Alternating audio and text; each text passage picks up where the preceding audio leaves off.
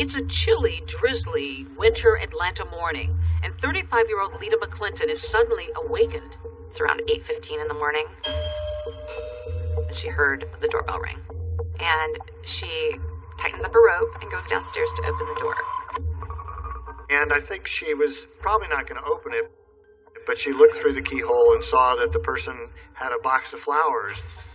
There was a man standing at the door, holding a long box of long stem roses that had a big, thick pink ribbon around it. So she receives the flowers, thinking that this is a delivery. She was really excited. She thought that it was a gift from one of her friends. In a sea of red brick townhouses, Lita's white one stands out. Her best friend Poppy and 3-year-old daughter have spent the night, and they are still in bed upstairs, just waking up. Poppy hears her say, "Good morning," to the man at the door. The flower delivery man produces a handgun. He fires a shot. She actually put the box of roses in front of her face. The second shot went right through the center of her head, and she fell with a large thud. Lita's friend Poppy was upstairs with her toddler. Right away, she grabbed her daughter and hid her into a closet and said, "You gotta be quiet as a mouse." She didn't know if the gunman was gonna come for her. Lita's neighbor hears the shots, then sees the guy running like a bat out of hell, just booking it out of the complex, and he calls 911. The first police officer is only a few blocks away, and he gets the call, and so that police officer ends up holding Lita's hand. They thought Lita was completely unconscious, and yet she managed to squeeze his hand as he kept comforting her and telling her everything was going to be okay. And he said it was her comforting him. Poppy got out of the closet and called Lita's mother, and she couldn't get words out. She finally just said, "Lita's been shot." Lita's mother called her husband. When they went to the hospital, they were put in a separate little waiting room. The doctor tended to Lita, and he came out about 30 minutes later and said, "I'm sorry."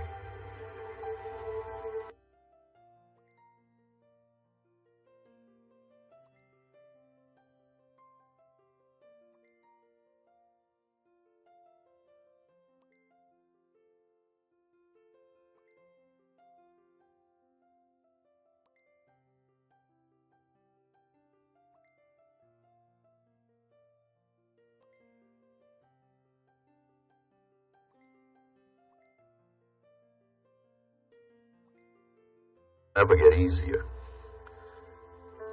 because she's gone.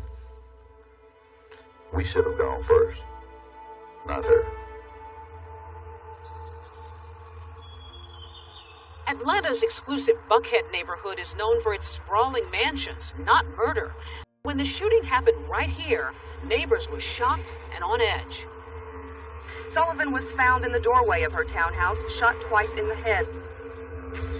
It's pretty surprising that in this area, those kinds of things probably wouldn't happen. How did you learn that Lita had been killed? I ran to the TV because I heard Sullivan on Slayton Drive. Police say a box of roses was found near her body. The gunman apparently posed as a delivery man. And I said, "Oh my God, that's Lita." Detectives on the scene found a bullet fragment, 2 shell casings, and the box of roses. 2 gunshots from a 9mm penetrated the box. The weapon was never found. To this day, it's never been found. In this case, you had just a minor amount of evidence. At the time, it was the top story on the news, and law enforcement officers felt a great deal of pressure in order to bring Lita's killer to justice. For years, Lita's case was cold, buried underneath the weight of unanswered questions and fading memories. I'm Deb Miller-Landau, and I just wrote a book called A Devil Went Down to Georgia about the murder of Lita McClinton Sullivan. I covered the story for Atlanta Magazine back in 2004, And the more people I talked to, the more that I researched, the more I felt like I began to know Lita. So talking about the day that she died feels personal. The case was also personal to Clint Rucker, the prosecutor. When I came to Atlanta to meet up with him, I learned that one of his passions is puzzles. Working from the outside in, which also translates to solving homicides. Where do you begin? How do you start to connect? When I'm putting together a puzzle, not only in real life, but also a murder case, I make an assessment about what it is I'm working with. I start to identify pieces of the puzzle that are foundational. Lita's murder case looks like a true crime story, but it goes a lot deeper. It's a story about love and loss and greed. Lita had been reared in Atlanta's Black elite. You know, on the surface, she was living an Atlanta dream. A prosperous upbringing. A very prosperous upbringing. The expectations for her life were pretty high. Black women have had to be exceptional in order to be seen. And that was the case then, and I think it's still the case now. One thing seems certain. A murder of this kind is personal. Was there a feeling that this had to be pretty calculated? Police knew almost immediately Lita Sullivan was the intended victim. Who would kill this woman? She wasn't robbed. Somebody came to the door with roses and shot her dead. Fair share of crime. But this was most certainly one of the highest profile cases that got reported in the news. Sullivan was shot twice in the head. A box of roses found next to her body. Using a flower delivery man and shooting her, it was something that just kind of stuck out to me. Atlanta, Georgia, billed as a vibrant melting pot, a destination for creatives. But if you grew up in Georgia in the 1970s, as I did, you know this was a very different place then. One still emerging from the dark shadows of segregation and racial tensions. What was 1970s Atlanta like when she was sort of coming along? We've got African Americans that are kind of ascending into really prominent positions. Lita also is ascending because her parents are part of this movement. Lita's parents, Emory and Joanne McClinton, were both power players, movers and shakers in Atlanta. Emory McClinton was on the State Board of Transportation. Joanne McClinton was a member of the Georgia legislature. Joanne will tell you stories about being in really interpersonal meetings with Dr. King. She was Maynard Jackson's campaign manager when he ran for mayor. I think the McClintons had high expectations for who Lita would become. Lita Sullivan was a true daughter of Atlanta. She was just a gem. Very, very proper. And she had grown up in a world of cotillions. So she really was sort of that classic upper crust black person growing up in Atlanta. She knew where she was going. She had a great sense of style. And absolutely charming. After high school, she went on to Spelman College. Her parents sort of hoped that she would enter the political arena like they were, but she was very much into fashion. She was working at a boutique at Lenox Square, and in walks this guy who had unruly curls and weird glasses and just immediately saw Lita and was taken with her. Fresh out of college, 24-year-old Lita is smitten with James, Jim Sullivan. He's a bit older, 35, and he's also white. He showered her with gifts. He just completely showered her with attention. He comes in, he dazzles her. What did you learn about him? I learned that what he saw was a fantasy in Lita. I think he looked at her as a young, very attractive, very smart African-American female. Another big difference between them is class. Lita has been raised in Atlanta's high society and Jim on Boston's gritty South Side. He grew up in a very middle to lower middle class environment. He went to Holy Cross College, got a bachelor's degree in economics. He always wanted more for himself. He always wanted to be a rich person, but it didn't seem like that was in the cards. He was an accountant. He was working hard, but he really wasn't getting ahead. But life is about to change for Jim Sullivan when he inherits a thriving liquor distributorship from his uncle, worth millions of dollars. Crown Beverages was worth around $3.2 million. Jim had become a wealthy man. So when the McClintons met Jim for the first time, they were like, who is this guy? He had this kind of manner that was very uncouth and brash, and they were sort of mystified about what their daughter saw in him. I mean, I think the only thing they had in common was that he was Catholic and they were Catholic as well. But everything else was complete polar opposites. Another concern, of course, was race. Remember, this is the 70s. Even though the country is watching color barriers slipping away on the hit show The Jeffersons, with Primetime's first interracial couple. Your parents have never gotten over the fact that I'm white. That's because you never got over being white. At that time, this was unusual. Georgia's anti-miscegenation laws that forbade blacks and whites to marry had only been repealed 10 years earlier. Still, despite their obvious differences, Jim Sullivan pops the question to Lita. So the McClintons were like, you cannot marry this man.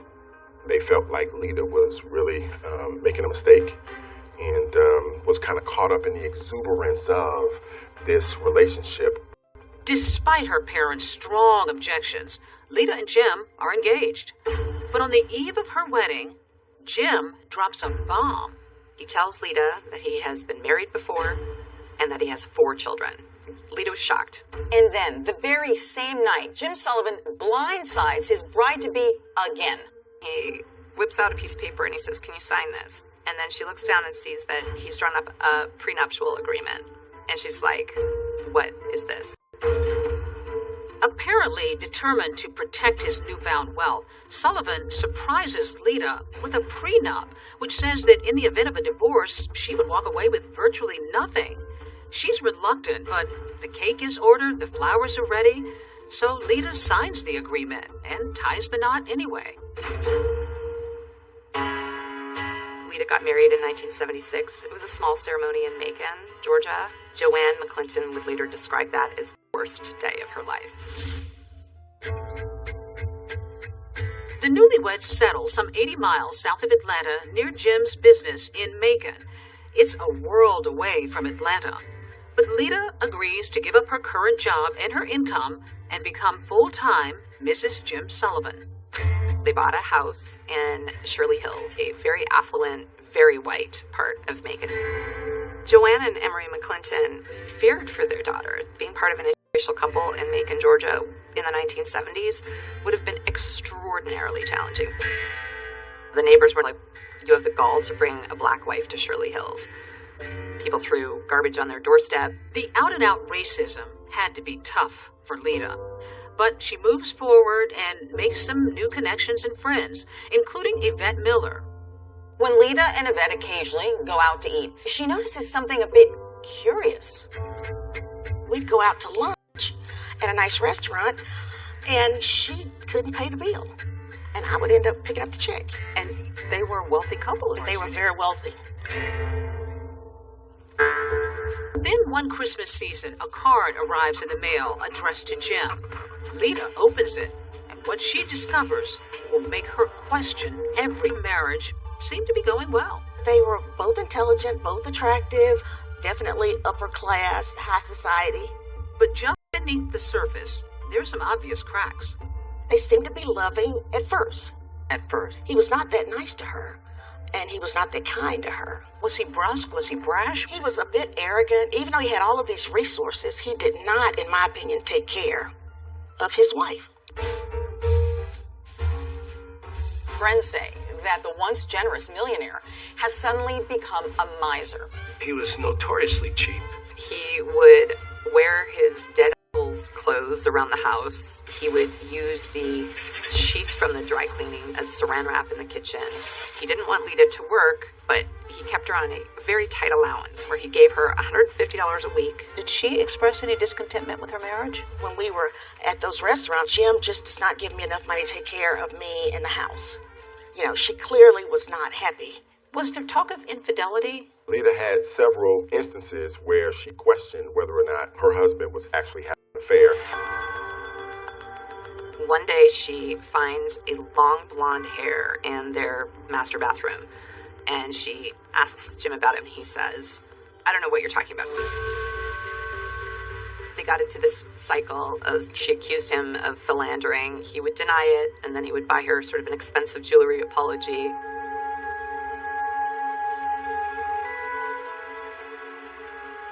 Then, during the holidays one year, Lita makes another stunning discovery. A Christmas card came addressed to Jim. She opened it. A woman wrote in something like, "Missing your kisses." The woman's return address was on the envelope, so Lita went and spoke to her. And the woman said that she had been having an affair with Jim. Lita is distraught and goes home to be with her parents in Atlanta. But her husband manages to lure her back, increasing her weekly allowance in a now post-nuptial agreement. Now it's $300 instead of $150 a week, but it still shows that all of their assets belong to Jim.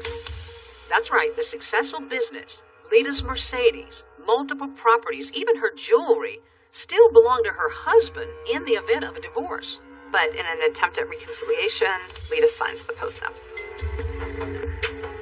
Just a few months after Lita signs that agreement, without Lita knowing, Sullivan decides to sell Crown Beverages for $5 million. And that's not all. He tells her they're moving to Palm Beach, Florida. Lita was in shock. She had included he was going to whistle her down to Palm Beach.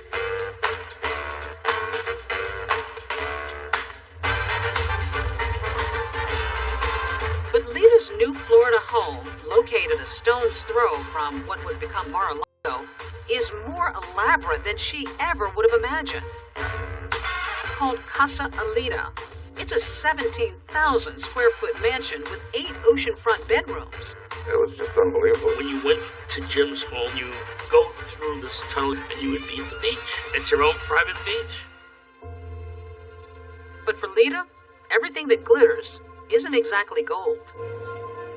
James Sullivan very much wanted to integrate himself into the upper echelons of society, and his aspirations did not include Lita's participation. It was not a welcoming place for a black woman to live. And when he found out that to sort of scale the level of social plateau he was looking at in Palm Beach, having a black wife was a serious impediment to that. She was left out of some affairs, and she became upset. So even though they had money, this is a moneyed crowd, didn't really matter though. He was barely rich compared to Palm Beach. Did he want to be in that crowd? Oh, yes. He wanted to, be accepted as one of the rich and famous. It doesn't take long before Jim starts to flirt with other women. And it's at a cocktail party that one particularly elegant Palm Beach woman catches Sullivan's eye. Jim sees Suki Rogers, who is a Korean-born socialite. She was telegenic. She had a spicy personality. I think a man like Jim Sullivan could not help but be intrigued by this beautiful woman. They started dating. He's still married to Lita. By now, the Sullivans have been married nearly 10 years, but things are about to explode. Lita finds women's lingerie in their master bed. It's the bra that broke the camel's back. She said, "I'm done. I'm packing up my stuff, and I'm going back home." Lita arrives back in Atlanta. The very next day, she files for divorce from Jim. But Sullivan fights Lita every step of the way, and the divorce drags on. Did she seem concerned, worried, nervous about her breakup? What I detected was she was excited, and she was cutting the cord and leaving Jim alone. She wanted her life back. While Lita is looking forward to a new life of freedom, she can't be happy about the prospect of leaving her marriage with virtually nothing. No career, no Palm Beach mansion, no Buckhead townhouse, and $2,500 a month in alimony for 3 years. So Lita is going to divorce court, determined to fight for what she believes she deserves. All she wanted was a reasonable financial settlement so that she could kind of go on with her life. January 16th, 1987 was set up to be a pivotal day in the lives of Lita and Jim Sullivan. A judge was going to decide whether or not to throw out the post-nuptial agreement. She might get as much as close to $1 million in cash and assets. The morning of January 16th, Lita Sullivan, she'd lose her life that day in a murder. With Lita out of the picture, Jim Sullivan stands to gain the property that they had and retain control over all his money. Sullivan was the main suspect. That is, until a treasure trove of secret recordings of Lita's private conversations are uncovered, taking this investigation in a whole new direction. And police are looking at you. In it, that's close to Lita. Everybody's a suspect. But the first one would be the husband. The first and obvious suspect was James Sullivan, who stood to gain everything from her death, all the property, all the monies, and who was contesting the divorce. Detectives went down to speak to him in Palm Beach, and they put him through a polygraph. Jim Sullivan not only passes the polygraph, but there's something else. He has an alibi that puts him nearly 700 miles away from the crime scene. James Sullivan was actually in Palm Beach at the time of Lita's murder. When you first look at it, it looks pretty cut and dry. When you interview all the people involved, everybody points in one direction, towards the husband. But when you sit down and look at the facts, I'm not so sure that the husband is the person that committed the crime. Nothing surfaced in the early stages of the investigation that implicated Jim Sullivan in the murder. Sullivan is cooperating with authorities, and during his interview with detectives, he mentions the name of his friend, Marvin Marable. At the time of Lita's death, Marvin and James Sullivan had a very close relationship. Remember, Marvin Marable is married to Lita's best friend, Poppy, who was in the Buckhead townhouse with her 3-year-old daughter the morning that Lita was murdered. But back before the shooting, the friendship hadn't always sat well with Marvin. When Lita moved to Atlanta, they started, hanging out together. So she's disillusioned by her relationship. Did her failed relationship have any impact on your relationship? Well, from the standpoint of them, being together all the time and going out, yeah. Commiserating. Oh, absolutely. Certainly didn't help. I can understand her being there for a friend, but, sometimes you can go overboard, which is what happened in our relationship. Marable, a former New York State trooper turned entrepreneur, says Lita would often spend hours at his home with Poppy. And it was during this time, he says, coincidentally or not, that his own marriage began to unravel. I found a letter where Poppy was planning to file for divorce. So she was planning to file for divorce without your knowledge? Oh, yeah. That had to be a shocker. It was. So then you decided to try something a little questionable after that. I have a background in law enforcement. I don't see it as questionable. It's your own telephone in your own house. I put a recorder on the, people call it a tap, on the phone, and I started recording conversations. In the house phone? Mm-hmm. On the house phone. He began listening to Poppy and Lita's conversations and ended up recording more than 300 hours. And during those very personal conversations between girlfriends, Marvin Marable learns that there may be some information that James Sullivan might be interested in learning that would be helpful for him in his divorce case. He tells Sullivan about the tapes and what's on them, specifically Lita's post-divorce plans. And soon enough, the two disgruntled husbands are conspiring to get the best of their soon-to-be ex-wives in divorce court. Marvin Marable travels down to Palm Beach under a false name, and the two men listen to the tapes, and Marvin says, I'm not going to record anymore, and Jim says, no, keep recording. Was there talk of money? Yeah, he offered $30,000. Jim says to Marvin, if the judge decides to honor the postnuptial agreement, he's going to give Marvin $30,000 for the use of the information on the tapes. What kinds of things did Lita talk about that could be helpful to either one of you? There were some guys that, she would talk to, but she was separated. But then, just a few days after Marvin and Jim's secret meeting at Casa Elita, Poppy and Lita somehow discovered the recording device. How did they react? It wasn't nice. She filed for divorce the next day. She was angry. She was very angry. Lita was upset too. So upset that she reported Marvin to the authorities, and he was charged with possession of an eavesdropping device. So when police questioned Sullivan about who might have a motive to murder his wife, he tells them to look no further than Marvin Marable. And sure enough, only a few days after Lita's death, Marvin is being questioned by the Atlanta Police Department about Lita's murder. I go down for the interview, and the first thing they did is read me my rights. And from there on, it was just a nightmare. I was a prime suspect. You have a law enforcement background, so you knew what police So I knew that I was being followed. I could pick the investigators, police, could pick them out all the time. Jim had mentioned my name to them. He said, look at Marvin Merrill. This was serious stuff. Oh, yeah. How worried were you? I was very worried. We're beyond devastated. Their eldest daughter was dead. Just 3 days after Lita's murder, they held a funeral. Days dissolve into months, and authorities are no closer to finding Lita Sullivan's murderer. The case is just sort of growing colder and colder by the minute. And while Marvin Marable might have been angry at Lita for pressing those charges against him for eavesdropping, there was no evidence he was responsible for her death. I know that people get wrongly accused, wrongly convicted, and so the only saving grace is the fact that I knew I was innocent. My process of elimination is you determine the pieces that don't fit.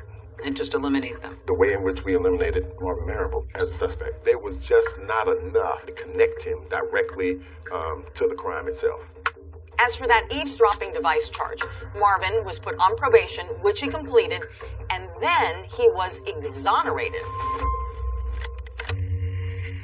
But on those recordings Marable made, Lita had talked about other men, something that her soon-to-be ex-husband Sullivan pointed out to police. He made allegations that she was participating in extramarital affairs, and that perhaps this was the action of, a disgruntled boyfriend. We have a lot of major players. At this point in the investigation, we have a lot of suspects. One of the first men police question is a professional athlete. Lita and him had been friends when she was in Palm Beach. The police quickly found out that he was in prison for drug possession. That athlete is behind bars when Lita is killed, so clearly he can't be the trigger man. Then, investigators turn their sights to a prominent Atlanta businessman. And he and Lita had been childhood friends, and they sort of rekindled their friendship. And they realized that he had no motive, and they found nothing that connected him. Authorities also take a hard look at another suitor who had taken Lita to dinner the night before her death. And get this, had also given her 2 roses. The suspect was a man named Bob Daniel, and Bob had had an incident a couple months before the murder where, in a drunken rage, he came to Lita's house, smashed his car into the garage, and as the cops were taking him away, he said, "I'm gonna kill that." So, serious red flag. But that lead didn't go anywhere either. Bob had just had quadruple bypass surgery. The police ultimately decided that Bob had nothing to do with it. It's the unknowing that makes it so difficult. And to know that there are individuals who may be walking around now planning and plotting to do the same thing to somebody else is abhorrent to me. I remember having the impression it was like a festering wound for them. The McClintons want to draw attention to a $25,000 reward in the case. The cause of finding justice for Lita became their obsession, became passion. The reward is for the arrest and conviction of those individuals responsible for our daughter's murder.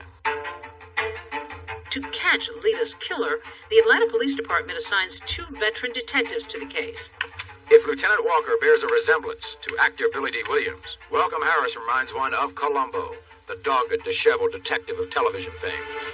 Building a murder case was like making a mosaic. you get a shiny piece of glass here, a gem there. You put it together, and you hope that from it emerges the shimmering image of a killer. This particular case deals with what I consider to be high society. It contains a little bit of everything. Intrigue, mystery. These days, a lot of murders are solved using DNA technology, ring camera technology. But back then, it was detective work. She was shot with a 9mm semi-automatic handgun. The most important thing found at the crime scene was the roses. They canvassed all the area flower shops and quickly found that the roses had been purchased at the Botany Bay flower shop.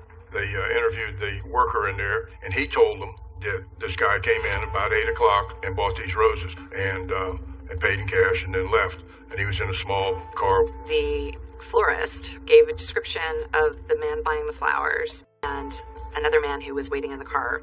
So detectives know they're looking for at least 2 men. Until yet another person is described to police. That flower delivery man who had looked Lita's neighbor right in the eye.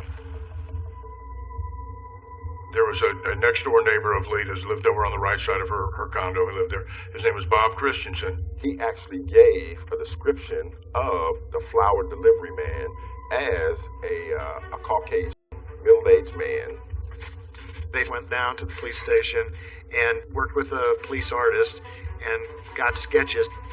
As the sketches were being completed, the officers were realizing, obviously, that the shooter was not Jim Sullivan, and that the other individuals were all 3 distinct individuals. They didn't look anything like each other, so therefore we knew 3 people were involved. For investigators, this has all the earmarks of only one thing: murder for hire. All the evidence pointed to a hitman showing up at the front door, posing as a flower delivery man, and firing a gunshot into Lita's head. With investigators now exploring the possibility that Lita was murdered by a hired gunman, another critical piece of evidence comes to light: a mysterious phone call. What they found was that on the same day that Lita was murdered, about an hour after the actual shooting, there was a collect phone call that was placed from a payphone right outside of Atlanta, Georgia. Was this a call from the killer? I don't know about you. I haven't had a collect call from a payphone. So as a cop, you probably go, I wonder if that's connected. And a tip from a woman 700 miles away may just be the big break investigators have been waiting for. I said, anyone knows that if you wanted to get a woman to answer the door, all you would have to do is take flowers to the door. This was a huge puzzle of a case. A hitman showing up at the front door, posing as a flower delivery man, firing a gunshot into Lita's head. How did your puzzle-solving skills come into play? You figure out what fits and what doesn't fit.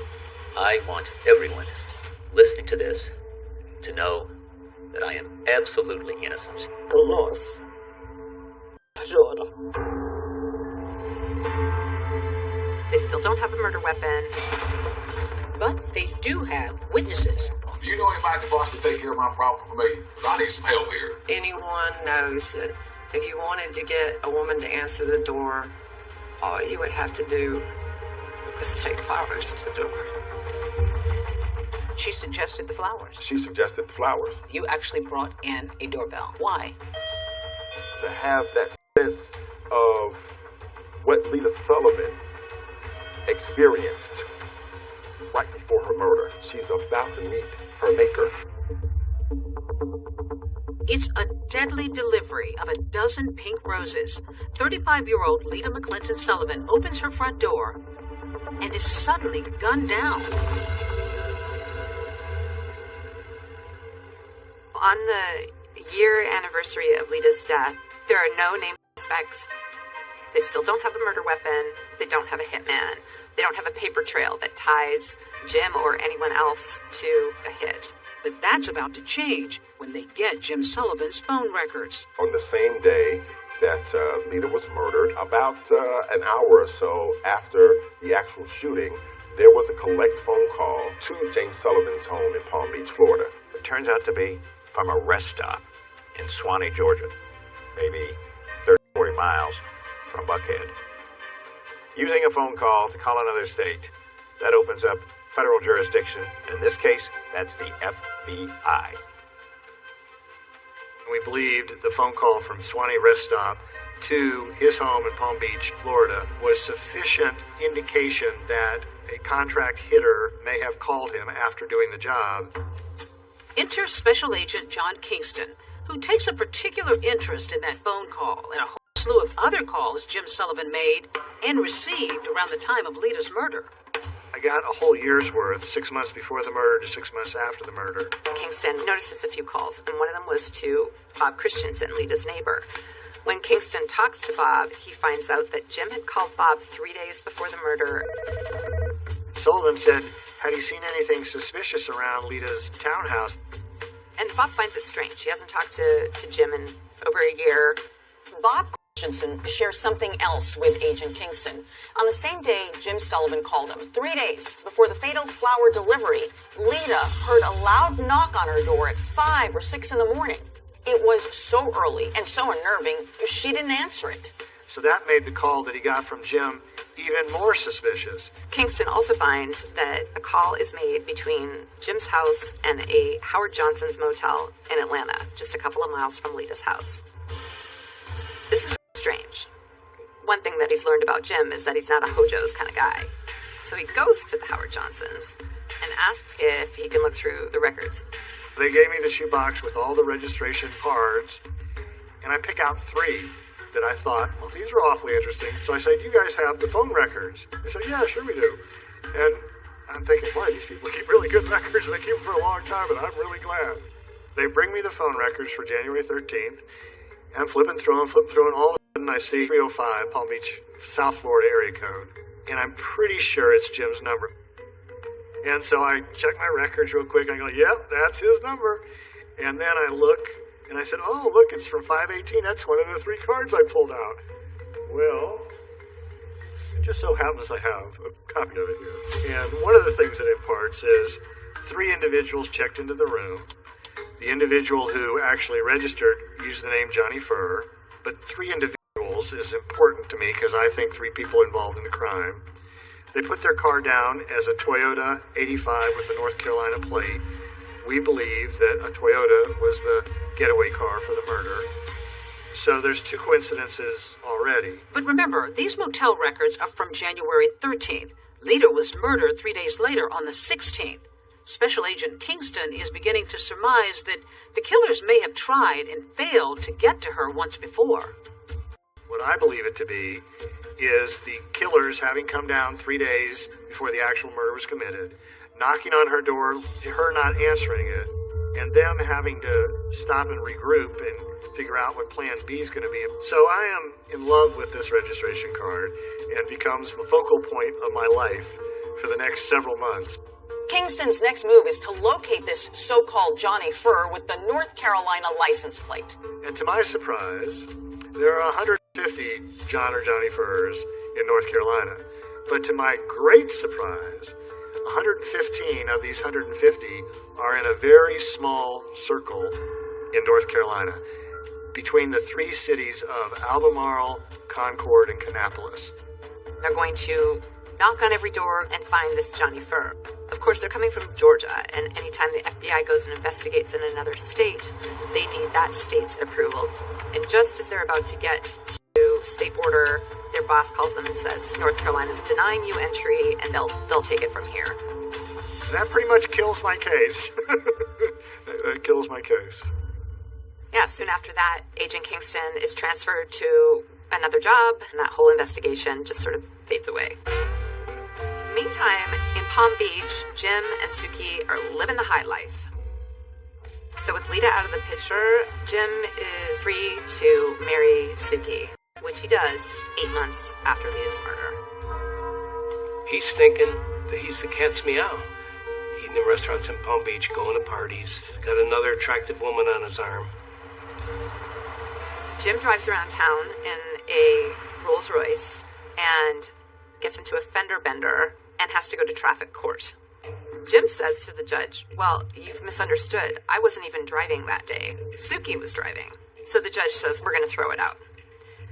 However, the cop who was on the scene catches wind, and he says Suki wasn't even in the car that day. It was Jim driving alone. So now Jim has perjured himself, as has Suki. Jim ultimately got convicted of perjury, was given a year probation and a year of home confinement. Suki Sullivan also receives a year of probation. Suki's freaking out. When she gets charged with perjury on his behalf, she's like, I'm done with this. Suki files for divorce from Jim. And the trial that follows is the juiciest, craziest gossip in town. So when it's Suki's turn to testify, she drops a bomb. Did he talk to you about his former wife, Lisa? Yes. Tell me what it was he said to you about Lisa. You can hear a pin drop. Suki files for divorce from Jim. Not surprisingly, it's another disputed divorce. But what might have been typical testimony about alimony takes a sudden turn in court. Tell me what it was he said to you about Lisa. He hired someone to rid of her. I'm sorry? He hired someone to rid of her.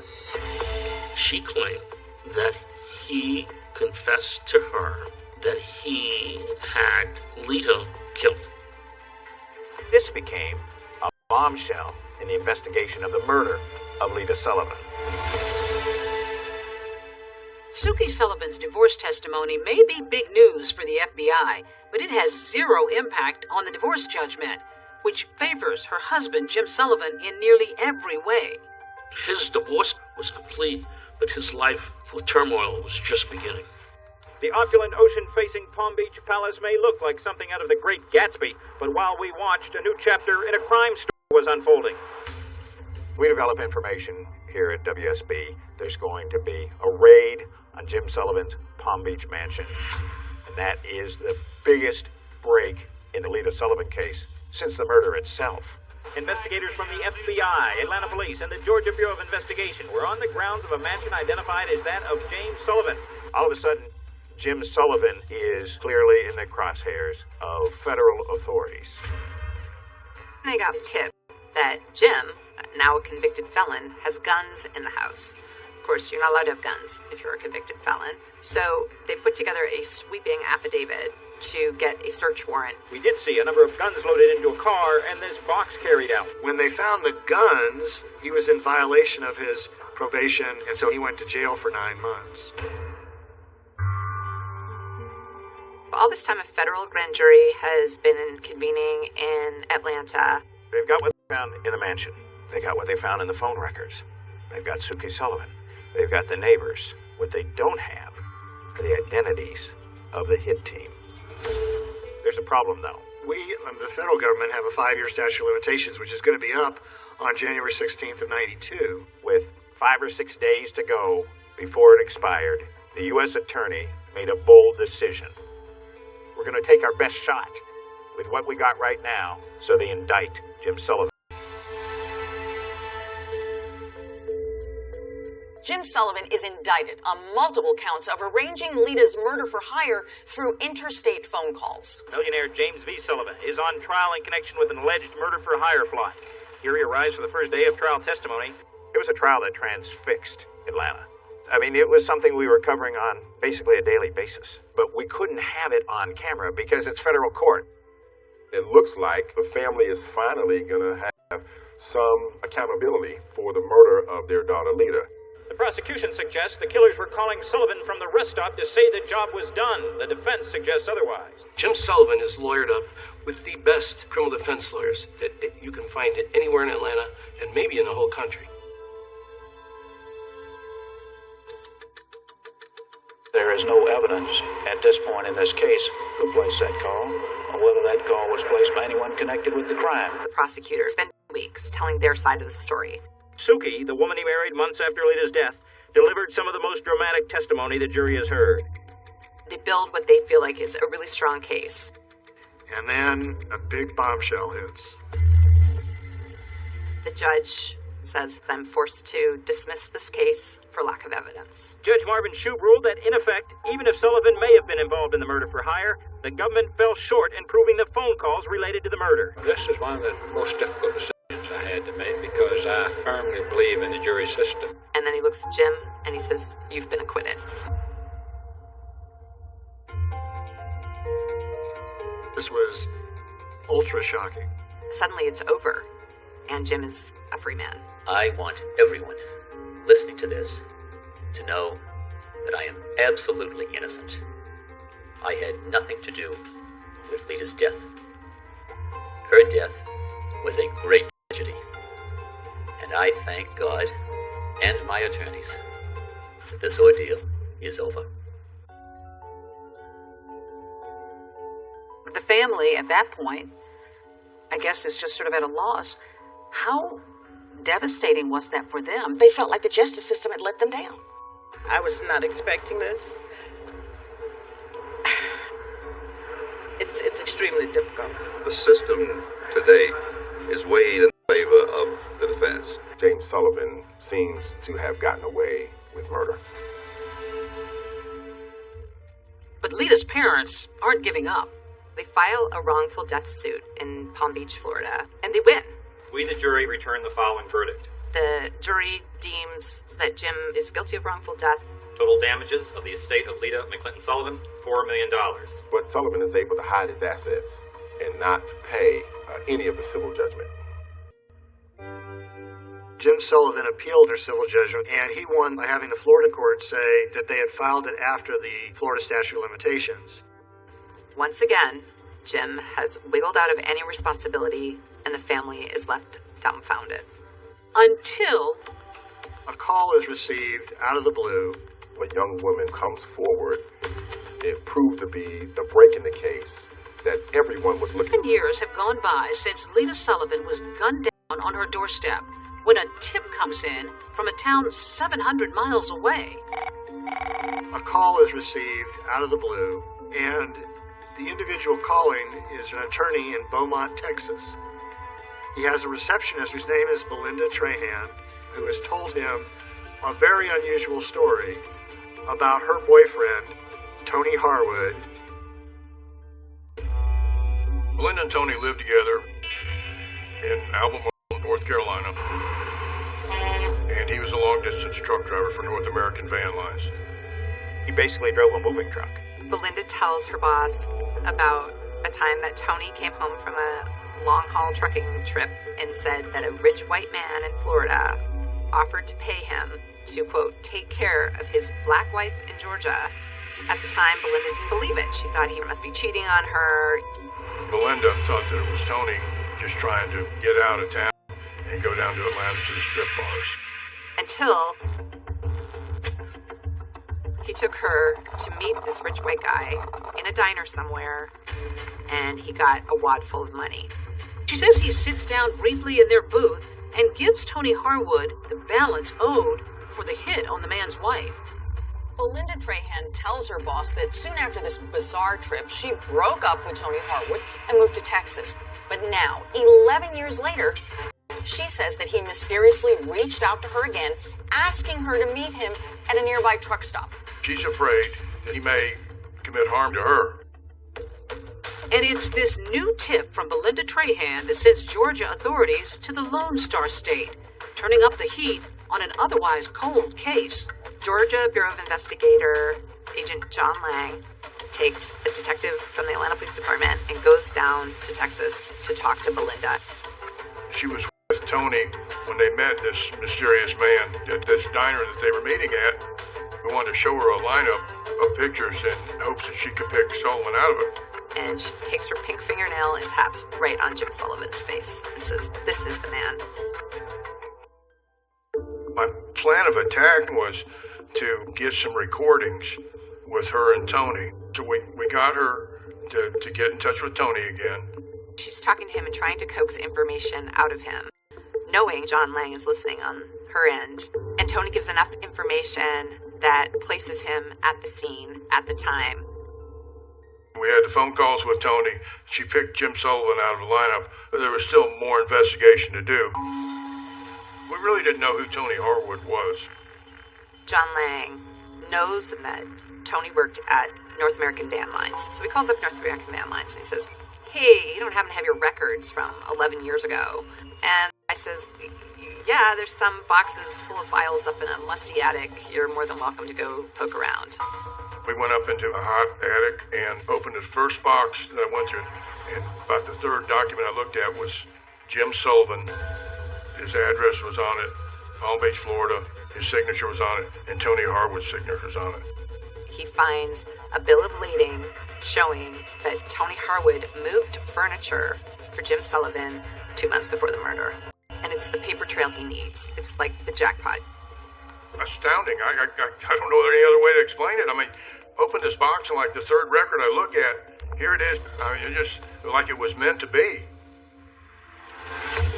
On a Sunday morning in April of 1998, John Lang and local authorities go knock on Tony's door in Albemarle, North Carolina. Tony answers the door. And he said, I've been waiting on you boys for a long time. They take Tony to the Albemarle police station. Lang interviews Tony for 3 hours in this tiny room, but at the end of the day, Tony admits to taking money from Jim, $25,000, to take care of Lita. He also tells the detectives that he wasn't the one to pull the trigger, but that he was there the day of the murder. He went through the whole case, and throughout the interview, he incriminated himself even more. I mean, admitted that he was there. He knew what happened. So he was arrested for murder of Lita Sullivan. And we took him back to Atlanta that day. After Tony's arrest, things moved pretty quickly. We are here today to announce the issuance of a warrant for the arrest of James V. Sullivan. They got enough to get Sullivan. And now, boom, Sullivan hears of this and blows. He takes off. We have reason to believe that he's outside the country. He's just gone. Vanished. Investigators say he could be anywhere. He is nowhere to be found. We have reason to believe that he's outside the country. More than a decade after his wife Lita was murdered, Jim Sullivan seems to be playing a game of catch me if you can with authorities. There is an international manhunt for James Sullivan. Well, Jim had moved to Costa Rica, actually bought a home there. In 1998, after an arrest warrant was issued for him, he immediately, like that night, went to Panama. If you have any information concerning James Sullivan, you should contact the nearest U.S. embassy or consulate. We didn't know exactly where he had flown from Panama, and we didn't know exactly where he had gone. His trail goes cold. They put him on Interpol, and it was just cold. They've tapped phone lines, anybody that he might have called, and he's called no one, not even his mother. There was a few tips that came in. The tips are just dead ends. The McClintons, they're dumbfounded that this guy could, get away again. But in late 1999, with Sullivan still completely off the grid, the heartbroken Emery and Joanne McClinton do get some good news. Last week came this, a court decision reinstating a $4 million judgment against Jim Sullivan in connection with a wrongful death case brought in effect by Lita's estate. Lita's family and law enforcement officials hope that a renewed hunt for Sullivan's money will help smoke him out. Where you find Sullivan's money, you're going to find him close by. But even this goes nowhere. Fast forward to 2002. There is no sign of Jim Sullivan. We tried every effort in our arsenal to try and locate him, to put him on the FBI's wanted list, but to also put him on the top 10 list, which is very unusual. You don't get on the top 10 list very easily. Then we also featured him on America's Most Wanted. The most recent picture we have of Sullivan is at least 5 years old, so the FBI agent hands this photo, which may bear a closer resemblance to Sullivan's appearance today. If you recognize James Sullivan from either of these photographs, call us now at 1-800-CRIME-TV. A man sees America's Most Wanted on television and goes, I know that guy. He lives in my condo complex in Chiam, Thailand. And sure enough, he calls the authorities. He went to Panama, to Venezuela, and eventually to Thailand, where he got a beachfront condo. He spends his days walking on the beach, sitting by the pool, occasionally playing tennis, as though no other troubles in the world. Thai police knock on Jim Sullivan's door on July 2nd, 2002, and say, "You're under arrest." The McClintons can hardly believe it. We found out from the FBI, and that was a moment of jubilation. 15 years is a long time to concentrate on loss of a daughter. And we had determination, and we had the will, and we also had all of these individuals behind us.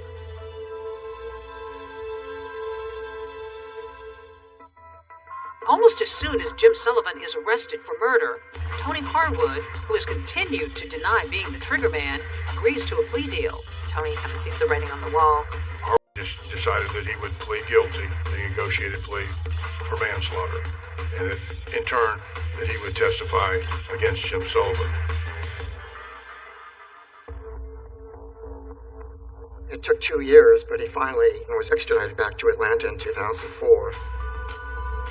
He got off the plane. He was wearing a single shoe because he had such terrible gout in his foot. But he gets off and gets taken to Fulton County Jail. And there's this sort of cumulative sigh of relief. To be clear, Sullivan being tried for murder in Georgia is not double jeopardy. For one thing, it is a state case, and the previous one was a federal case, and that specifically was for arranging Lita's murder for hire over the phone. The elected district attorney appoints me, along with a couple of other lawyers, to prosecute the case. This was a huge puzzle of a case. Right. How did your puzzle-solving skills come into play? There's no cutting corners, and you spread the pieces out, and then you figure out what fits and what doesn't fit. And that's kind of what the prosecution of James Sullivan was like. It was putting together all these different pieces so that we could make sure that the prosecution of the case was done accurately and with integrity. What concerned you going into this trial? He was rich. He was a white male. He had escaped the federal authorities before, and he had two of the best criminal defense attorneys representing him. They are sharp, and if they can find a way out, they're going to find a way out. There will not be one shred of physical evidence that links Jim Sullivan to this crime. Jim has eluded justice so many times that there's a real palpable fear that he's going to get away with it, that he's going to elude justice. Sullivan is finally on trial here in Fulton County for the murder of his wife Lita. For her heartbroken parents, this day couldn't come soon enough. The pain, believe it or not, it increases. It does not decrease. The shock decreases. The depression decreases. But the pain continues. It was an A-team of prosecutors, great courtroom performers. Clint Rucker was the lead prosecutor, and Anna Green, Kelly Hill, Sheila Ross. And the evidence will show that the person who sent that hitman to Lita's door is the only person in the world who profited from her death. It is the only person in the world who met Tony Harwood and paid him off for killing her. And is the only person in the world who fled halfway around the world to avoid facing you. Jury was 9 women and 3 men. The jury is also racially mixed. Jim Sullivan had Ed Garland and Don Samuel, again, the people who won that big courtroom victory against the feds. What the state relies on is 2 types of evidence. Circumstantial evidence, and then the testimony of con men. The state initially started out the nature of the crime and what happened that morning. I heard 2 sounds. They sounded to me like steel hitting steel. I just didn't want to believe that it was a gun. And so I hesitated for a second, and then I really knew that it was a gun. She was able to squeeze my hand each time I spoke with her, like she understood what I was saying. And for many, many years after this, I thought that's all it was. And then one day I realized that she was comforting me more than I was comforting her. That was the sort of lady I felt she was. They had the phone calls that the FBI had found There was a call from this room to Mr. Sullivan's home at 7:44 in the morning. But all of this testimony notwithstanding, it's Belinda Trahan and Tony Harwood who everybody wants to hear from. Belinda Trahan was the most important witness in the case. He told me that some white guy who wanted to take out his black wife. I didn't believe it. Why not? I've been with him 3 years, over 3 years. I mean, I figured he met someone because we were on the outs. Most chilling about Belinda's testimony is that she confirms that there was at least one failed attempt on Lita's life. She testifies that when Tony had gone to Lita's house on January 13th, that she didn't come to the door. They drove back to North Carolina and told Belinda that, it didn't work. But Belinda testifies that hearing that from her boyfriend left her incredulous. I said, just don't even lie to me. I said, because anyone knows that if you wanted to get a woman to answer the door, all you would have to do is take flowers to the door. Did you in any way mean for that to be a suggestion as to how to get the job accomplished? No, not at all. Here's Belinda Trahan, and she is falling on the sword about what she did. She suggested the flowers. She suggested the flowers, and she admitted that on the stand. You brought in the diner booth where they sat. Why couldn't you just tell the jury and show pictures? I want you to see the puzzle once it's all put together. Yeah, I can show you the box. I can show you a photograph of it. But when I put it together and I show it to you, you'll never forget it. Push the paper across the table like this, and then Tony put his name on it and took it from there. And there was a particular moment when she is asked to stand up in court and identify the person she witnessed give Tony Harwood an envelope full of money. Please, point it out. It's right there. He can't even make eye contact. Your Honor, may the record reflect the witness has identified the defendant, James Sullivan.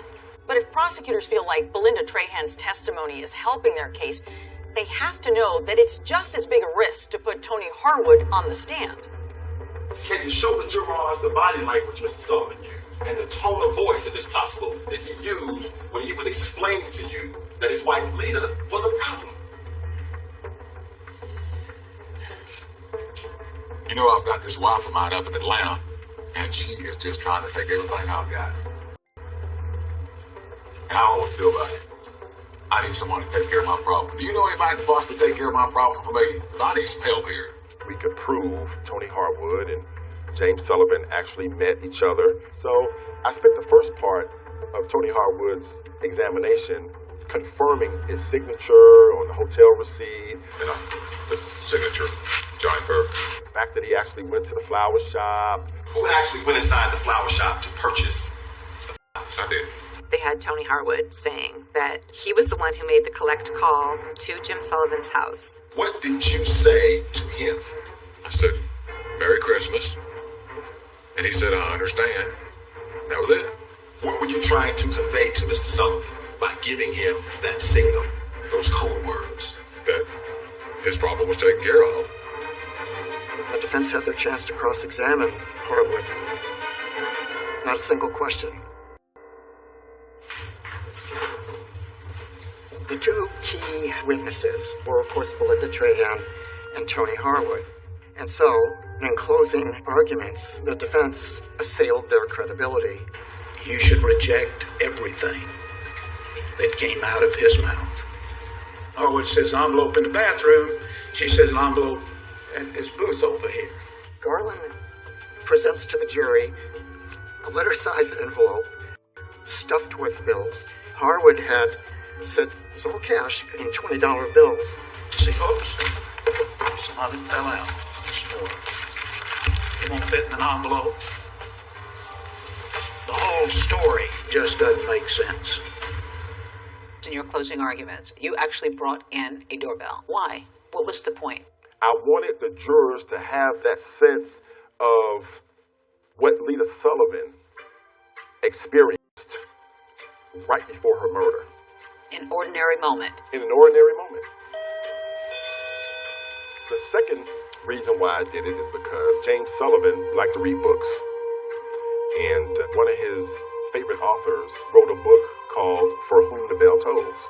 I'm going to ask you to give your verdict of guilty to each and every count. To tell James Vincent Sullivan for whom the bell tolls. Tell him that it tolls for me. For you. For you. And then I rang the doorbell 3 times.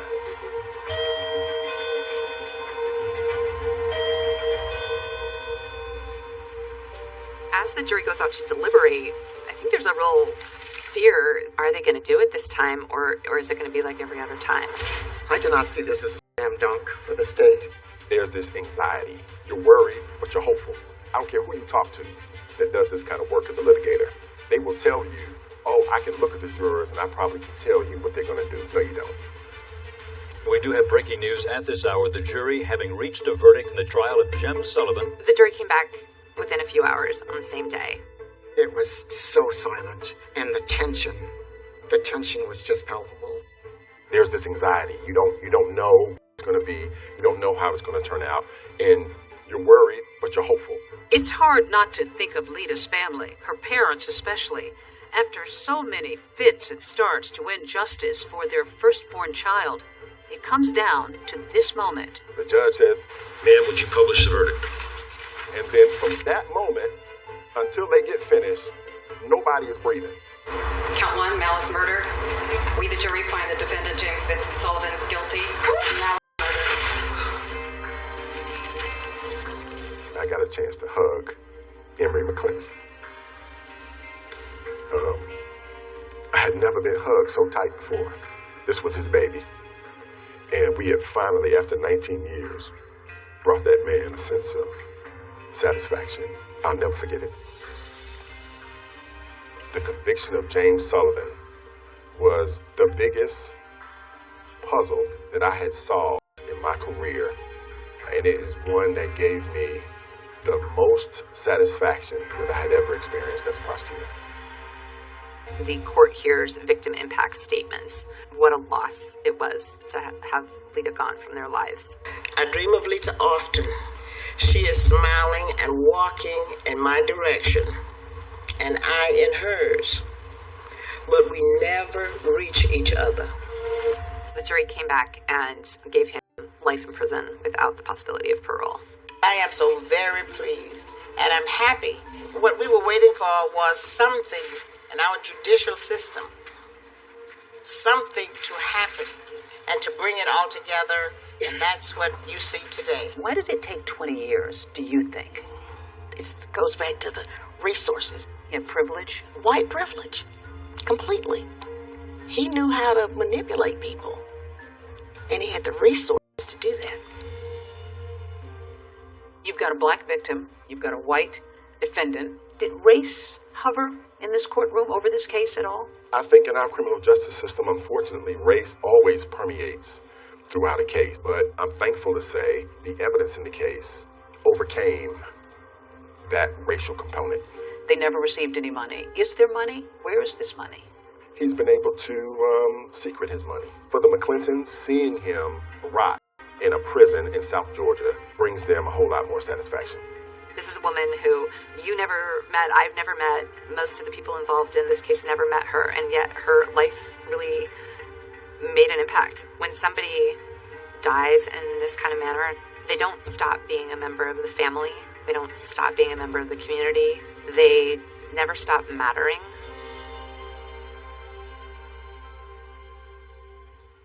David.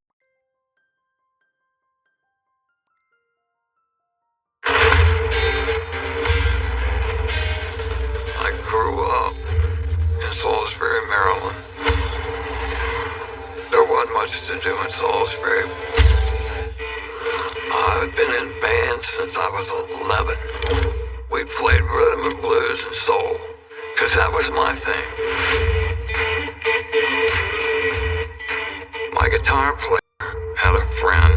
from Santa Cruz. He said, I'm going to show you something and tell me if you can help me. He had brought a guitar amplifier that when he pulled the front of it off, it was about 50 pounds of weed. And I went, oh, I can help you.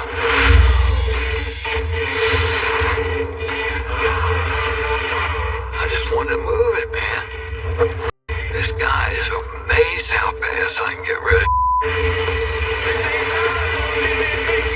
I was making 7,000 to 10,000 a week. I was smoking 30 Fat Boys a day. Every day. My life was great. Before they come and kick my door in. This guy is a serial murderer. I think he's insane. He thought it was Jesus for real. I said, why did you do this to these people? He said, I saw my father do it. He is just evil incarnate. We have to put him in the ground. We're gonna kill him. We're gonna kill him.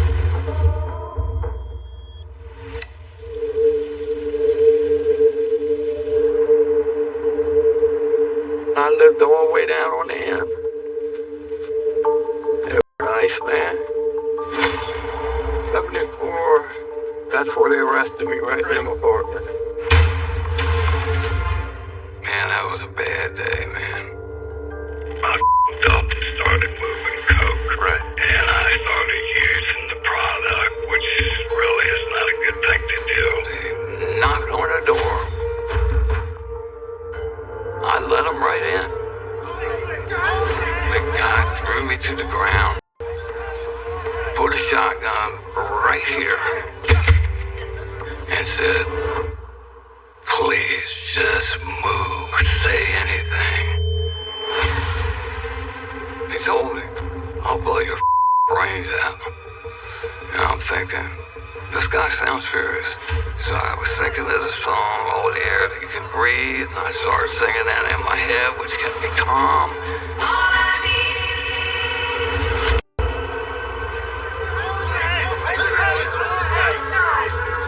I really believe they were there to get me for smuggling weed to the Eastern Shore. And the state's attorney said, I told you not to with me. They took me downtown, Ocean City's police department. I'm still in a pair of cut-off jeans. This guy tells me, you're being arrested for the murder of Ed Rice. I went, what?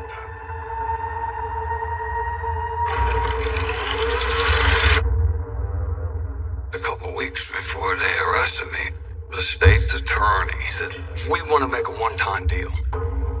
Give us your connection in California and Arizona where you're getting all this weight. I said, I'm not making no deals with anybody. I'm like the gingerbread man. Catch me when you can. And he got so freaking mad, man. I'm gonna bury you. He said, I'll bury you. I'll find a charge that you will never get out of. I said, well, I'll do your best. And off I went. When we went to Barracks E, that's when they took the lineup shots. I had a pair of cut-off jeans and no shirt, no shoes. The guys that were in the lineup with me looked like cops because the way they were dressed, the way their hair was cut. I was like, okay, I can see where this is going. My name is Davis Ruark, and I'm formerly the state's attorney for Wycomico County, state of Maryland. Ed Rice owned the saddle shops, sold saddles, sold boots, Western clothing, but the belief was he had this secondary business, which was distribution of drugs to different people. The guy that got killed, he lived right next to a trailer that you couldn't even get through without squeezing. There was that much pot stacked to the ceiling. On June the 28th in 1974, Paul Trivets just innocently walked into Rice's saddle shop. He bought a pair of boots. Looking around at the shirts, there was an individual who walked into the store. And then he saw this guy with some type of Halloween mask, and he also had a stocking holding it close to his head. The only conversation that Paul actually heard was, "Do you have anything for me?" And Mr. Rice said something to the effect of, "I don't have anything for you, Sonny." And then Paul Trivets heard some shots that were fired. The shooter approached Ed Rice closer and pulled the trigger a couple more times in the back. The shooter approached Paul Trivets, pulled up the gun, and said, "You're going to drive me away from here." And Paul Trivets started driving toward the city of Salisbury. And at that point, he actually pulled off this mask.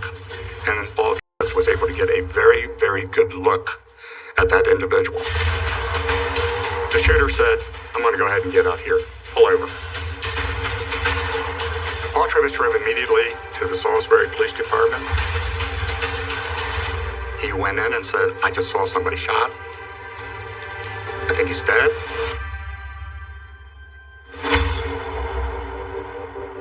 So they put together a photographic array, and there was a very positive identification by Paul Trivets that that's the one. And that's the one turned out to be Jack Tripp. Jack was indicted for first-degree murder. He was also indicted for robbery and kidnapping of Paul Trivets. I don't know who killed Ed Rice. I can tell you who didn't kill Ed Rice. Me. I did not kill Ed Rice.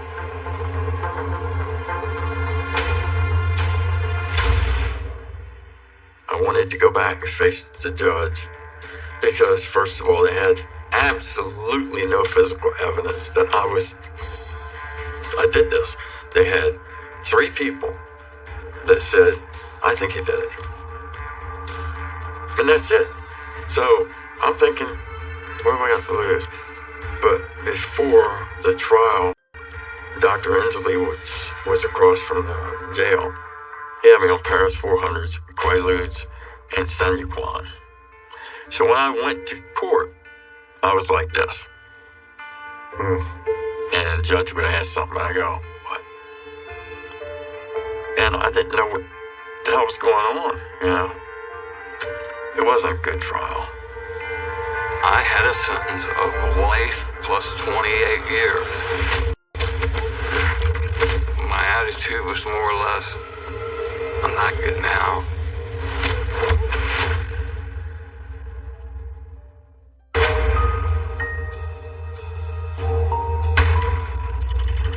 I was in the cell with had 40 days.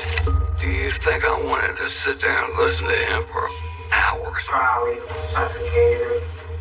No, I had to sit in the same room. I would try to block it out of my mind. I just told him, when you feel like you need to tell me something, draw it, write it. And that's when he started, man. He was just going crazy, right down.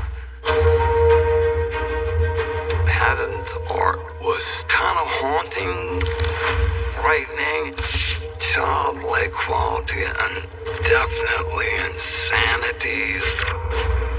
He would draw clues to other people he killed. Haddon Clark had proven to us that he was not some sort of opportunistic murderer, that he in fact could fit the definition of being a serial killer. Haddon told me I was on a Navy ship and I killed people that I know I'd never be found out because I'm on a Navy ship and we're only stopping here for a little bit. What countries did you travel to in the Navy? All over Asia. China, France, Italy, or Western Spain. Anybody that was lost, took the trip back up the running when you see the following. I remember him telling me a story in the Navy where he knew of some person threw somebody off the back of the boat. And I know that means he did it. He threw somebody off the back of his boat. So Detective Tarney never really let go of the notion of keeping in touch, investigating.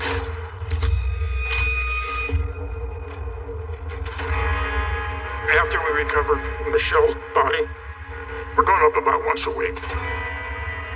Try to get more detail from him. These other bodies that he had claimed. It was a multi-jurisdictional investigation, so the FBI was involved in this, rendering assistance. We were trying to just coax any kind of information out of him at the beginning of this. My name is Lou Luciano. I'm a retired special agent from the FBI. It's so bad. I told you before about the first murder that you can remember. Even if you just have to close your eyes and read it. Really hard person to have a conversation with. Most of my victims, all my victims, I'm the same. I'm Lord of. A lot of times I would ask questions, so I might have asked the questions on the way down the Warson's Crossing. I ain't taking crying.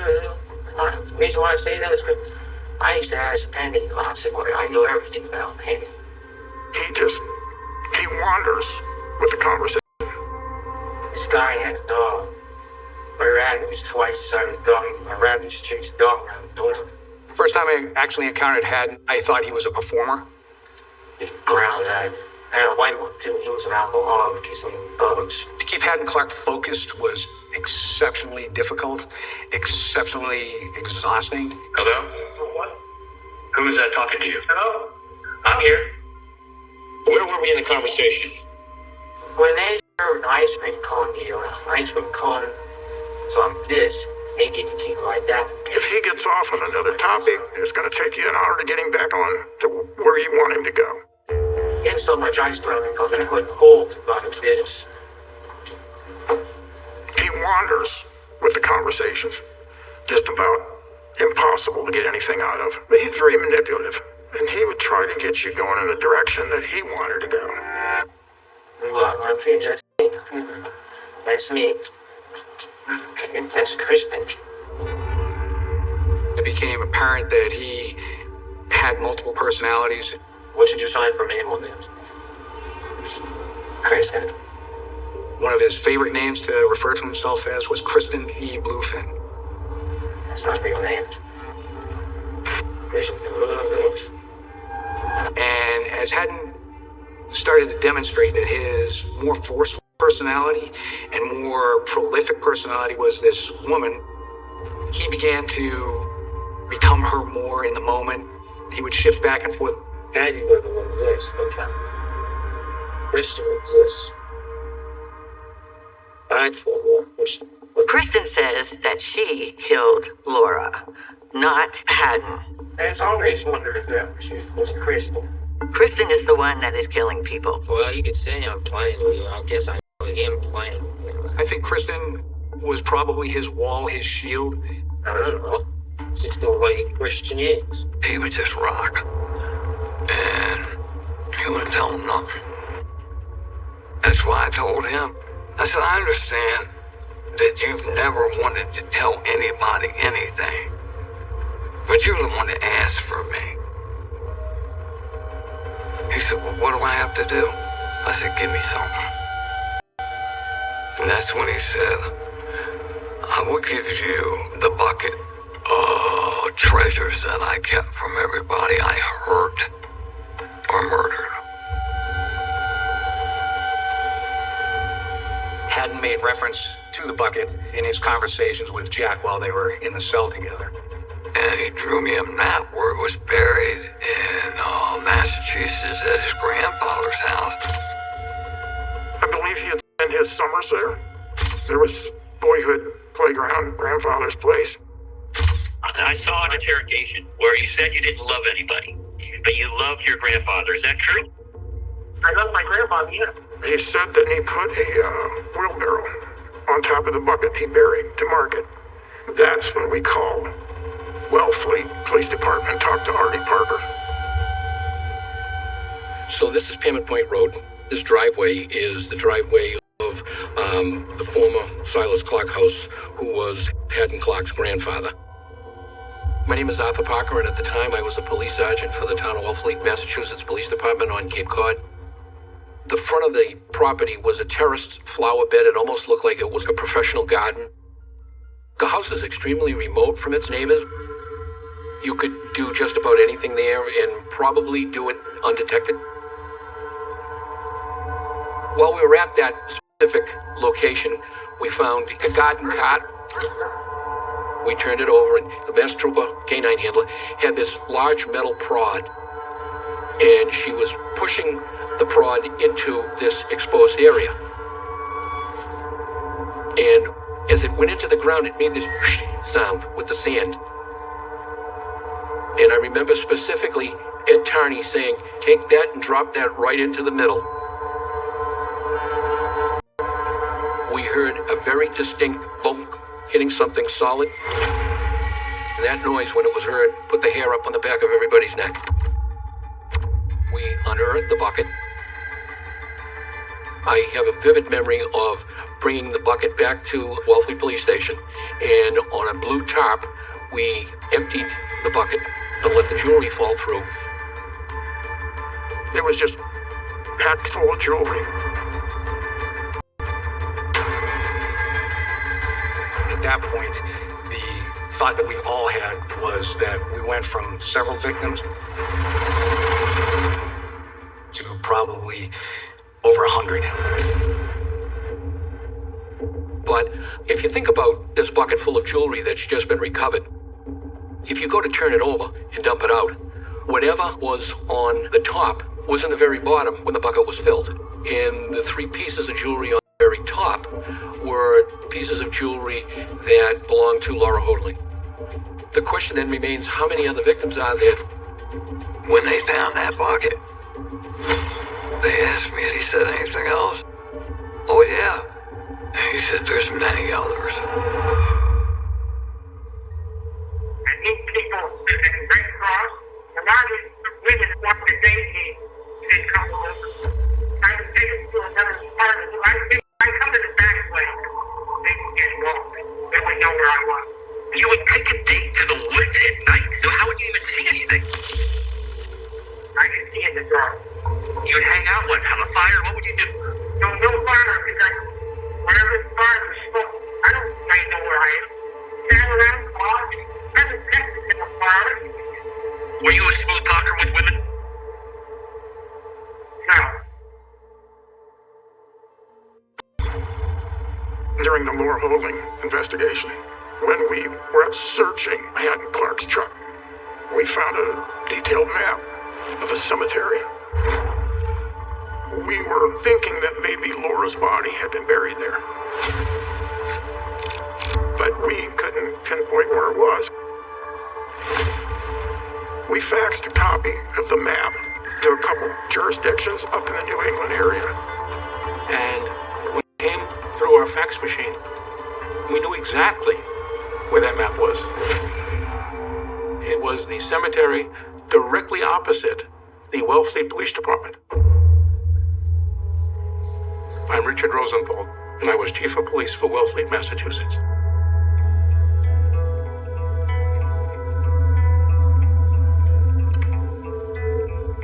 This is Cemetery Road that leads to Oakdale and the Pleasant Hill Cemetery. And this is the cemetery that holds the Clark family plot, which is at the end of this road.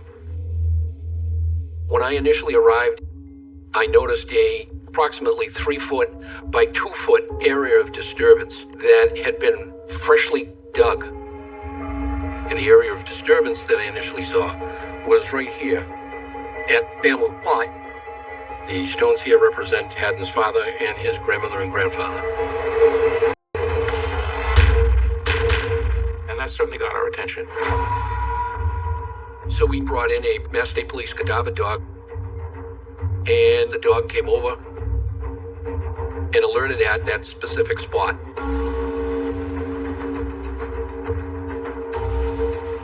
Clark's plot contained the grandmother, grandfather, and father. However, all 3 were cremated. So there's no reason for the dog to alert based upon what was legitimately interned there. So we then notified Montgomery, who wanted to come as soon as they could. That's when Detective Fallon and I jumped in the car and we just drove as fast as we could up there. We dug down the area of disturbance, initially with shovels and then eventually with a machine, and we didn't find anything. There was nothing there. We had no body. But it was curious why the cadaver dog had alerted on that site. And we still didn't know why.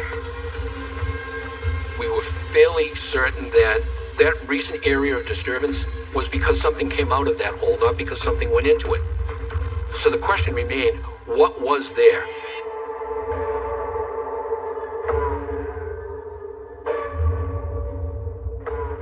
We started explaining why we have dogs, cadaver dogs, alerted on the hole, but you gotta come out like cemetery.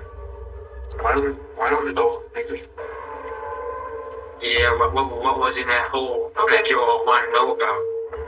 Is it something we would be interested in? I don't think so. What type of things do you think we're interested in? Oh, girls. Girls. Did you have a little girl on that grave? A little girl. How long has she been there? 6, 7 girls.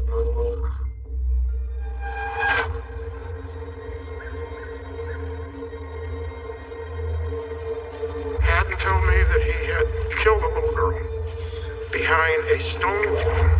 And he said he took the body and he took it up to his father's gravesite and buried. This was 85 or 86. But he told me after he knew we were on him about the Laura Holding case. He slipped our surveillance. He went back up to the cemetery. I know the police are chasing me all over Montgomery County, Don. Next they'll be looking up Cape Cod. If they get me for one murder, they're gonna get me for another one. And he said he took the body out of the gravesite, and that's where it had recently been disturbed. And that's why the cadaver dog alert there had a girl in the cemetery. He dug her up. Where'd you put her? I took the body out of the cemetery, removed from the hole. I went over to my grandfather's property. He said he removed it to the back of his grandfather's property. The back of his grandfather's property, National Seashore property, and it's massive. I like getting rid of bodies where I'm sentimental, think of visiting bodies.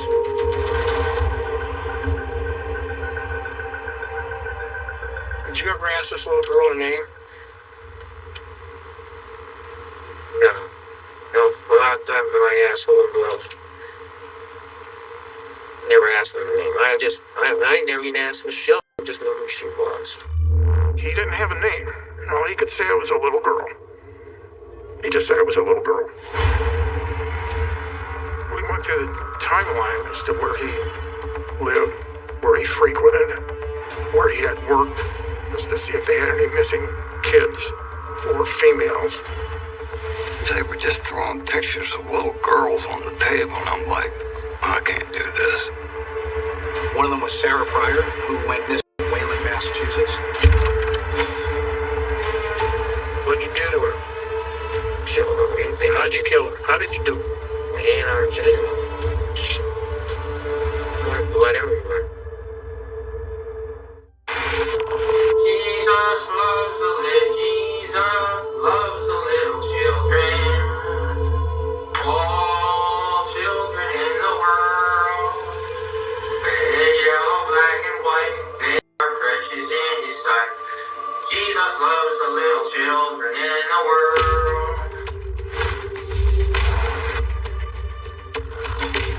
My name is Sandra O'Brien. I was a Wayland police detective on the Sarah Pryor case. Sarah Pryor was 9 years old. On October 9th, when Sarah came home from school, she wanted to go for a walk. She left for 4:15-ish. The weather was a warm, beautiful day for October. I, in my mind, expected she'd be back about 5 o'clock. And so I began to get concerned when she wasn't back at 5. And it was not that long after that they called the police. There was a lot of hopefulness that she was just lost, having lived there only 6 weeks. So at that point, we called in the state police, the FBI. We set up a really big search with planes in the sky. It was over 1,000 police officers and people. The media picked up on the case right away, and they were out in force. Soon, Wayland, Massachusetts was flooded with notices about Sarah's disappearance. The police seemed to take on more than just a professional obsession with finding her. But we didn't find her. It was like she disappeared off the street and there was nothing.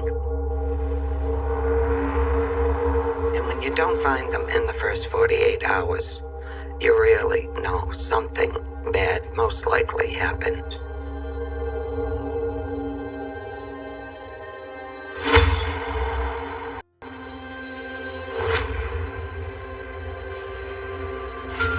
As it turned out, it was years later that somebody walking their dog behind a stone wall in Wayland found a skull. There was no other bones. There was just the skull. But right away, he thought of the Sarah Pryor case and called the Wayland police. We have positively identified a portion of the remains of Sarah Pryor. In our hearts, we have believed that Sarah has been in heaven for some time. And now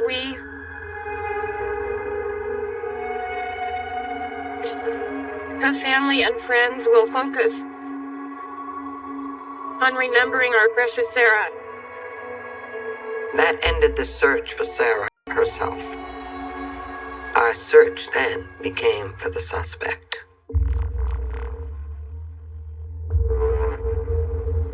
To the best of your recollection, did you go to the Sudbury, Wayland, Mass area there? Yes, I do. We found out that his father was living near Wayland at the time Sarah Pryor went missing. On that weekend that Sarah Pryor was reported missing, Haddon Clark was on his way to visit with his father and his father's new wife, except that the father's new wife wanted nothing to do with him. And when he got there, they weren't there. And I think that he was pissed off. I guess he was enraged that his father just left and didn't tell him where he was going. In getting to know him a little bit more directly, we started to see this pattern of outrageous overreaction. That's just what sets Clark off. That's just what motivates him to do stuff, to reach out and retaliate to somebody. And that's how Michelle got killed. And then your father rejected you up there, and you lashed out just like you lashed out at Michelle. So what? What do I kill? It's the way I am. Kill him. Did you describe what you did? Your head right off. You cut her head right off? Haddon said that he had beheaded a little girl on an Indian summer day. I mean, on the Indian summers? I'm not sure. It's when it's October or something, and it's real warm. Haddon said he took her from a street side in Wayland. Last your directions.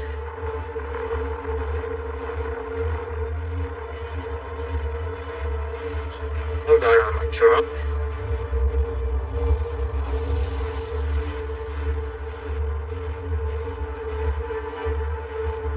He specifically mentioned cutting her throat. And he said the knife was so sharp to the point where her head just about came off. He told me that he carried the torso out in a bag. There's a head in that bag? There's a skull in that bag? Oh. He left her head behind the stone wall. Dropped it like a pillowcase. You dropped it like a pillowcase? Yeah, no mind crime or holding. I thought that sucker by mistake. And that's where it was recovered, behind the stone wall that he described. We knew that Haddon had been in that area during the time that Sarah Pryor went missing, so we were relatively sure that we were on the right track with this. We need more specifics about what's going on. Show me some pictures. We put a photo array together. But remember those dogs. Well, they did kill them. He made a tentative identification of Sarah Pryor as a little girl he killed and buried at the gravesite in Cape Cod. He was crazy, big backward.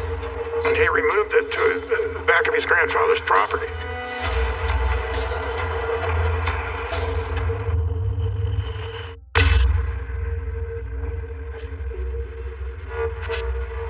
Fishy in the brook. Daddy catch on the hook. Run is right in the pen. Christian each.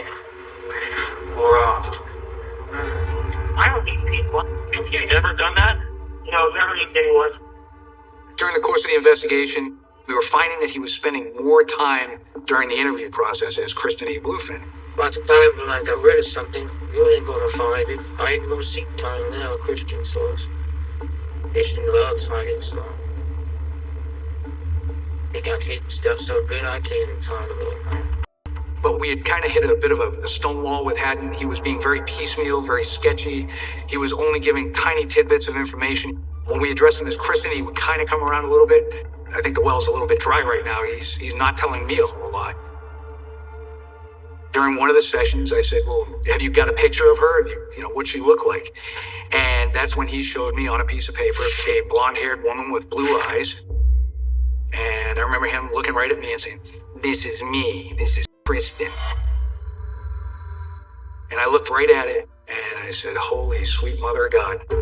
It was like looking at a person I knew. And that person was actually a brand new special agent. Her name was Desiree Smith. In approximately February of 2000, I received a phone call from Lou Luciano. He was hoping I would be interested in speaking to Haddon Clark and helping him with his investigation. I am Special Agent Desiree Smith, now retired, who was brought into the Haddon Clark case my first year of employment with the FBI.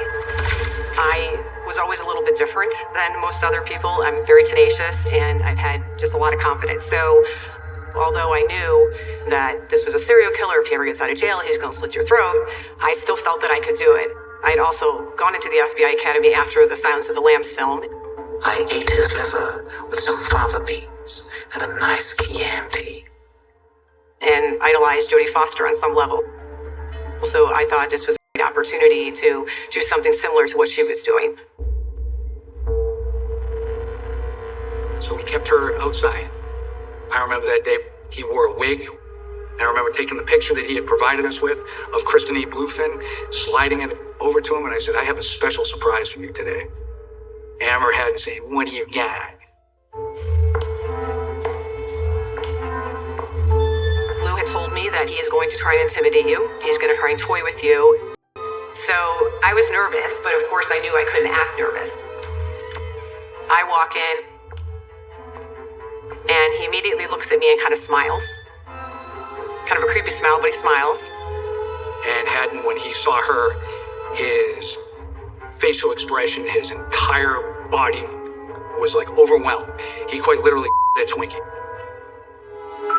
And it was an individually wrapped, cream-filled Twinkie of just happiness.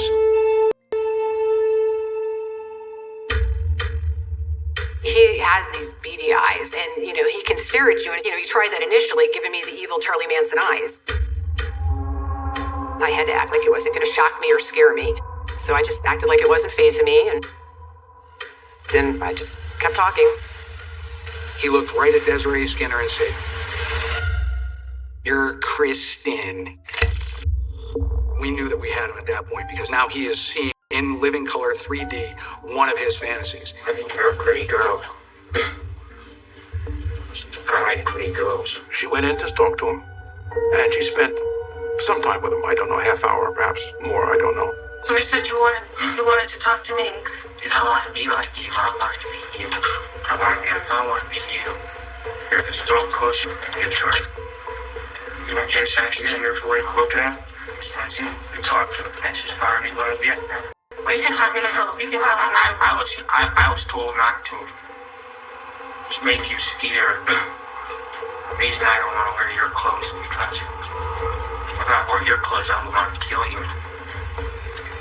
I would want to make you tell me that you're my clothes and then I would kill me. I want you to say that. That's who you all think I'm having, but I'm really twisted. That was the sun coming out from behind the clouds at that point. So I think I passed some of the tests with Hen, at least initially. Once he had, I guess we'll call it, accepted me, then we became friends, and we would talk like girlfriends. So the effect she had was he began flowing information. He started saying, I can help you. He had been disclosing different people that he killed, different locations, and there were a few in particular that he felt that he could take the detectives and the FBI to. They're looking for bodies that he's claimed he killed, all these different states, and due to the fact that he'll only express himself through me, I had to go. So I was in the backseat of the car, and Desiree was also on the other side of Clark. And then all of a sudden everything changed. Clark started going berserk. He was just moaning and screaming. The hairs on the back of my neck went up. You know, that kind of psycho banshee scream, and it doesn't stop.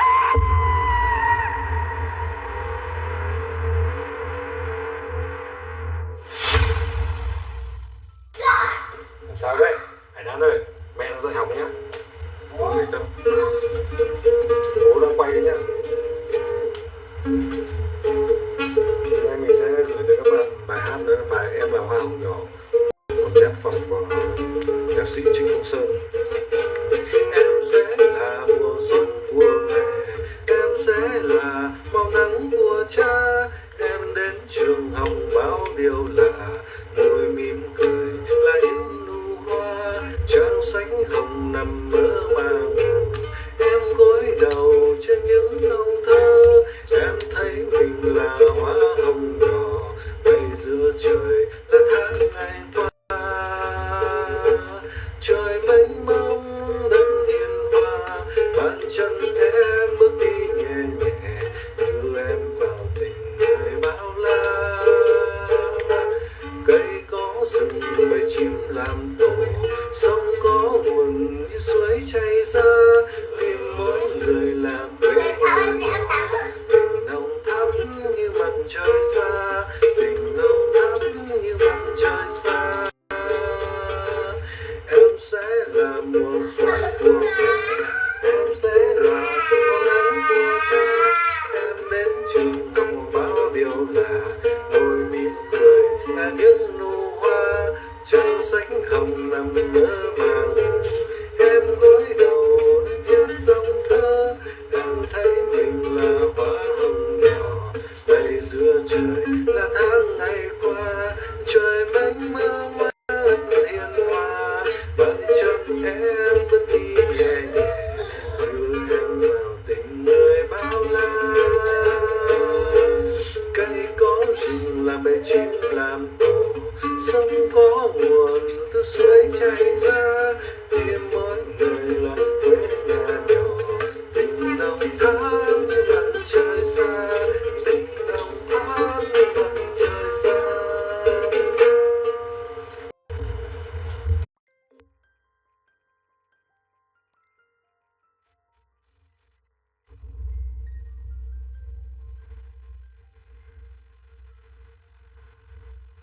Two 12-year-old boys have been arrested on suspicion of murder after a 19-year-old was stabbed to death in Wolverhampton.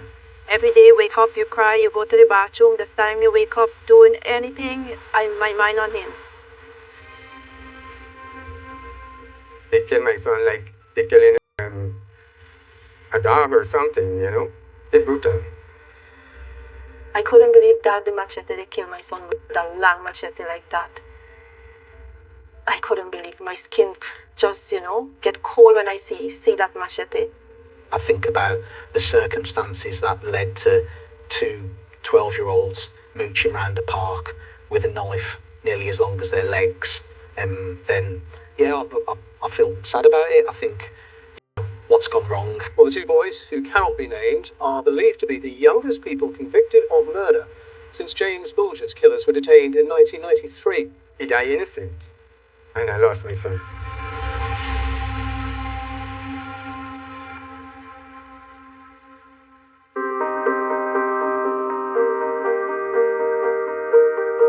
Sean Cicehai was born on the island of Anguilla. It's a British overseas territory in the Caribbean which has a population of just over 15,000. The biggest industry is tourism, but while visitors are often wealthy, the people who live there aren't. Go ahead, paint everything white, the corner. His father Suresh works in construction. His mother Manaswari is a housekeeper at some of the many luxury villas. Sean was born in 2004. He make us keep laughing, enjoy him. From that day he born, we were so joyful, have a first baby in our life. We're so happy that now we became a family, But Sean was really wonderful growing up. As a little baby, it was the best thing for me to know that I have a son as my first child. And we always happy about him. It was gorgeous,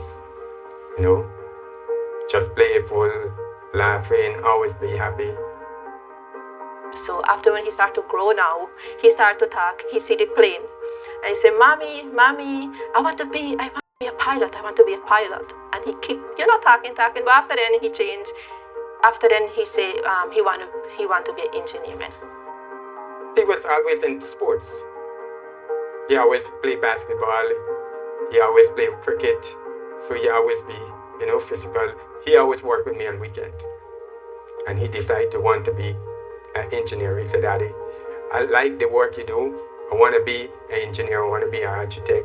I want to help you out because I build house on foundation. He said, we could work as a team that I draw the plan, you read the plan, you build the house.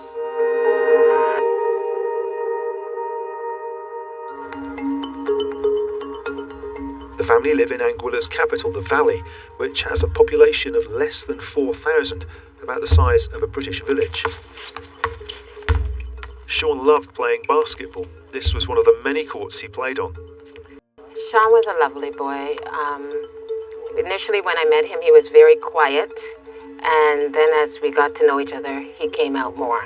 And he liked to joke around a lot. He was like the jokester on the teams. Basketball was a good escape for Sean. That was his happy place. He liked to be on the court. He started off being a very timid player. Not because he couldn't play, but I think being a shy person, he was afraid to really express himself on the court. But as he grew in confidence, he showed what he can really do on the court. But it was a basketball injury that set in train a sequence of events that would ultimately have tragic consequences. He always say, his eye pain in him, his eye pain in him. I said, how your eye pain in him? He said, I had hit when I was playing basketball. He'd suffered a very serious injury, a detached retina, and travelled to the United States for surgery. But his visa ran out, so in 2023 he came to the UK for further treatment. I think when he left here and he was in the UK, his plan was to make the most of it, like to take advantage of the opportunities. At that time, he was living in Birmingham. I went there, spent the 3 months with him, and make sure the surgery done and everything done, and then I came back. Things were looking up. His eye problems were almost behind him, and he hoped to stay in the UK to study engineering.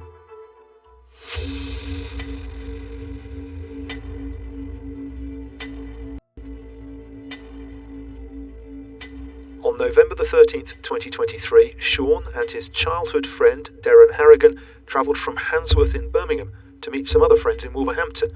It was there that a chance encounter would cost him his life. Their movements were filmed on CCTV, first travelling by tram, then walking to the Stowlawn playing fields.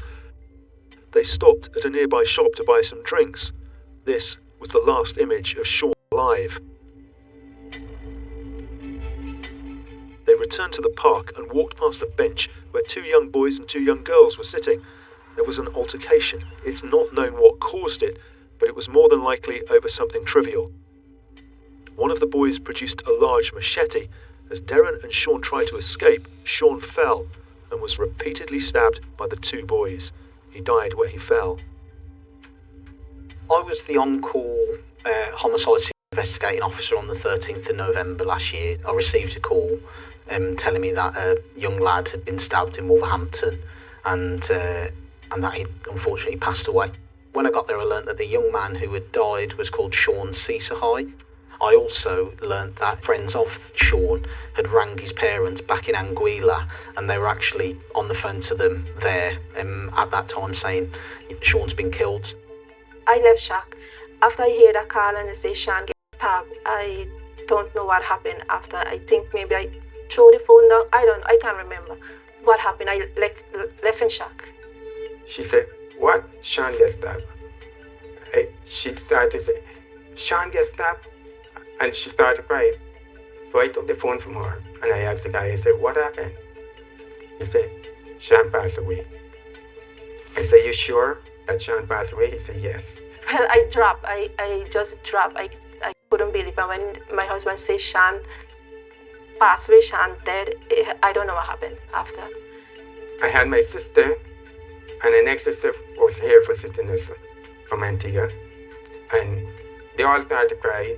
I want to know what happened to my son, why that happened. And then someone just come and take his life away, just like that.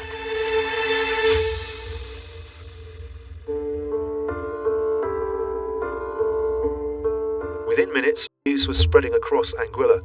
So many people knew Sean and his family. I was in disbelief at first. I brushed it off like nonsense. And then when I realized there was some truth about it and it sank in, I said, "Oh, wow." And I couldn't believe it. It was very saddening. It was very saddening for the family and for the neighbors, we from the same apartment, and the community that he resided in. I drove straight to the parents' house, and seeing everybody there, then I knew it was true.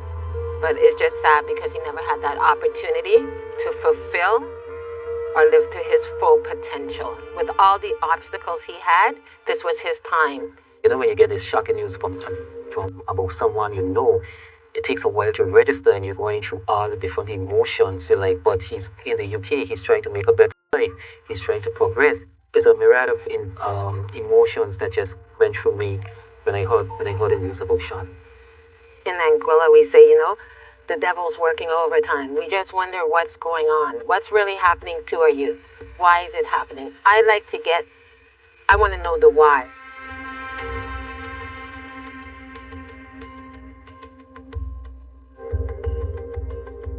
My team had hit the ground running. We were doing the building blocks of an investigation, following up on CCTV, following up on witness accounts, house to house. The first priority of my investigation was to identify the suspects.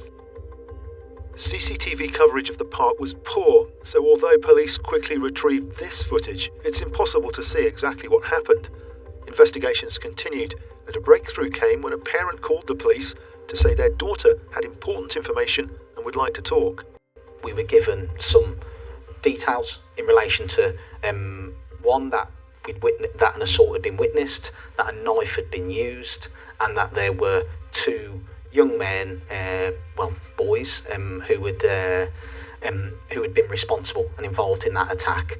What my officers and the intelligence was telling us is that these two boys were 12 years old, and that obviously was a point at which you could look at the investigation and think, well, it's changed now a little. This is something that is new. What did you think when you heard that they were 12 years old? I've investigated murders and homicide and major incidents for a long time, but it was a surprise. A 12-year child to get a weapon like that, they ain't supposed to hold something like that. Just 12 years old, I left shocked when I see them too, and when I heard that. I couldn't believe. You know, nobody deserved to die like that. As they went to see the 12-year-olds, officers very quickly made an important discovery. I was told that we'd recovered a blood-stained machete, large machete-style knife, and a sheath from under the bed of one of the suspects. In the meantime, the eyewitnesses, that's Darren Harrigan and the two girls, had given statements which gave investigators a picture of what had happened. Their versions of events differed slightly, but they agreed that there'd been some kind of confrontation. Words were had, which escalated into an argument, and then, as they argued, one of the suspects pulled out a knife, and the confrontation had turned physical. And whilst Derom and Sean both tried to run away, upon seeing the knife, Sean was caught, and he was stabbed, and he was left there to die on the playing field.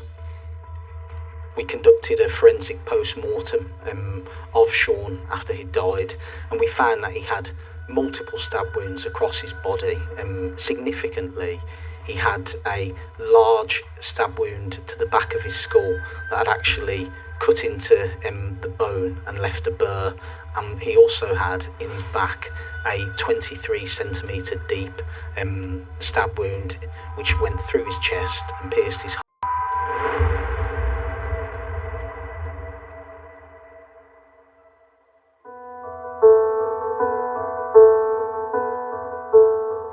The 12-year-olds were both arrested and charged with Sean's murder.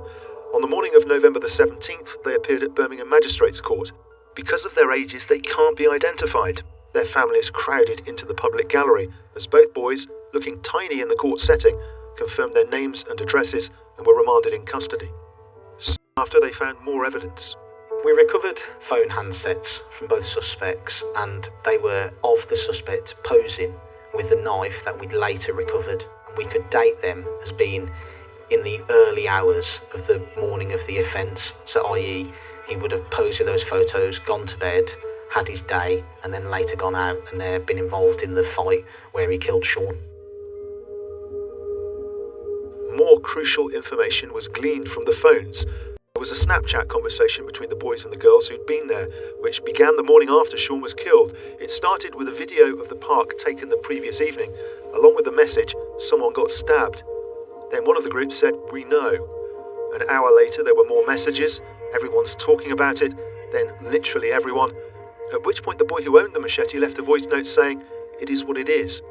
His friend replied, "I'm scared, man," to which the boy responded, "I'm not," and added IDRC, which means I don't really care. Next came a voice message from the boy who'd said he was scared. Part of it was inaudible, but he could be heard saying, "I ain't said now because every time I talk about it, like I act weird apparently." When you, again, layered all that evidence together, you could have some confidence that the person using that phone, which we would say was the suspect, had some knowledge of what had gone on. It was 12 days before the Pies could make it to the UK, but when they arrived, they went to Stow Lawn and held a candlelit vigil for Sean.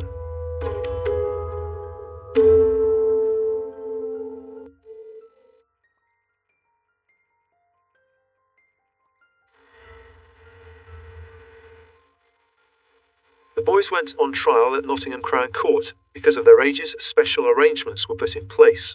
It is about making sure that it's a sound conviction, that the defendants have no choice but to accept that they've been treated fairly, given every opportunity, and the evidence still stands. It took place in one of the smallest courtrooms at Nottingham to make it less intimidating for the boys.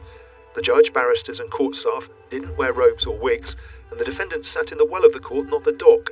Alongside them were specially trained staff who could help explain what was going on, and each boy had a family member beside them for emotional support. So the conclusion that the jury reach, guilty or not guilty, is sound and beyond reproach, and there's no risk that you end up having to have a retrial. Suresh and Manaswari travelled to the UK for the trial and sat in court behind the defendants. I understand the court is small, but at least should put us in front. We come from all the way in the Caribbean, and then we go sit at the back of the court. I don't like it. imagine the situation where you're having to come halfway across the world to an unfamiliar place, to an unfamiliar justice system, to talk about the most horrific thing that's happened to one of the most important people, if not the most important person in your life. As the trial opened, Michelle Healy KC for the prosecution showed the murder weapon to jurors. It was 42.5 centimetres long, that's nearly 17 inches. I couldn't believe that the machete, they killed my son with that long machete like that. I couldn't believe. My skin just, get cold when I see that machete. That 12-year, have that long machete like that and just use it in somebody so brutal. If someone stab you with that, you really have to be very lucky to survive. During the trial, the 12-year-olds blamed each other, each describing how an apparently trivial shoulder barge had provoked the attack. The jury began its deliberations on Wednesday, June the 5th. The following Monday, a note was sent to the judge to say they'd reached unanimous verdicts. We have just heard that two 12-year-old boys have been found guilty of the murder of 19-year-old Sean Cisahay. Well, the two boys, who cannot be named, are believed to be the youngest people convicted of murder since James Bulger's killers were detained in 1993. I was very, very nervous. But when they come out and they say guilty, I was so happy. I was so happy. I know I can't see Sean again, but at least we get some kind, they find them guilty. I knew in my heart of hearts that the two defendants sat in that dock were responsible for murdering Sean, and I wanted to see them face justice for that. Sean's family will always stand out to me as a particularly dignified and resolute set of people, and so I really, for them, wanted to see justice done. I wanted them to have the confidence that even though their son was in a country halfway around the world, that we cared, that someone would secure justice for him, someone would go to bat for him, in simple terms.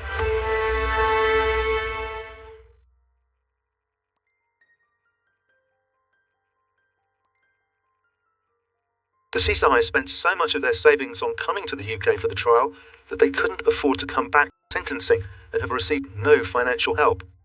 I think that the government is supposed to contribute because my son didn't do nothing. He died innocent. And all what we work on go down the drain. Plus we lose a lot of work. And you lost your son. And I lost my son. And it's not something easy to lose. I don't care much about the money, but what I lost I can't get back.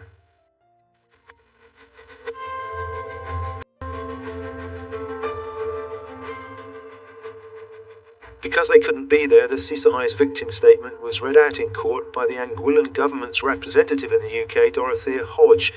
In it they said, "It has left a huge hole in the pit of our stomachs, which nothing can fill. We're devastated as a family, totally heartbroken."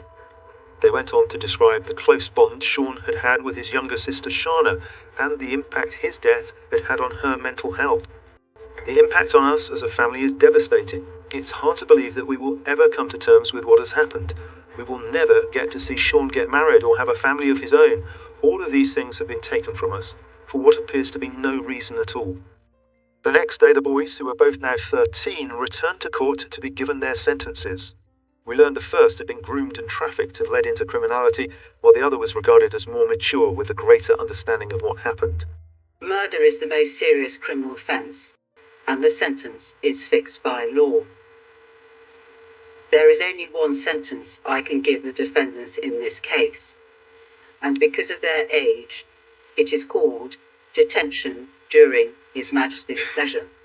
They were told they could be released after serving 8.5 years in custody. However, they will remain on licence for life.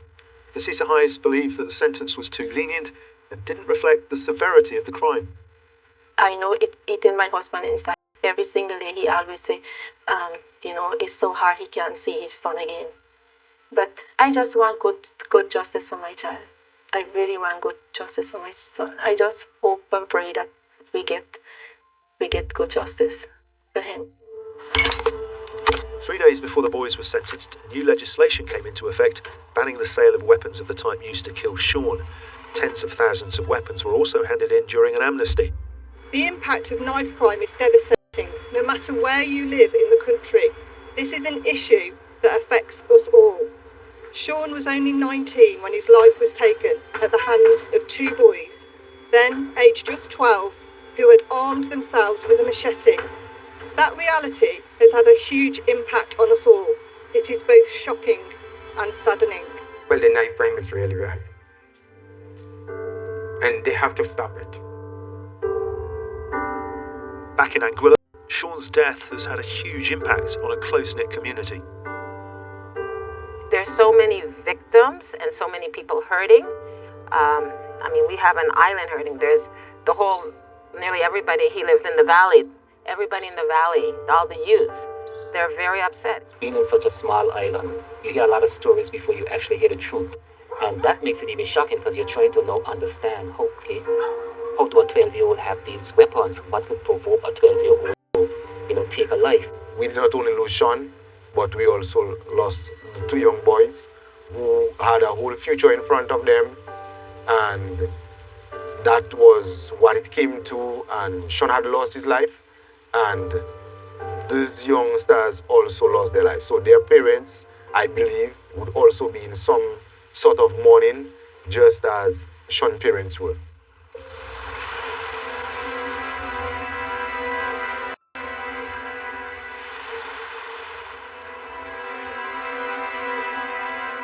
Sean's mother often returns to his favourite beach, where they shared many happy memories, and where, after his body had been repatriated and cremated, they scattered his ashes. It's so hard right now.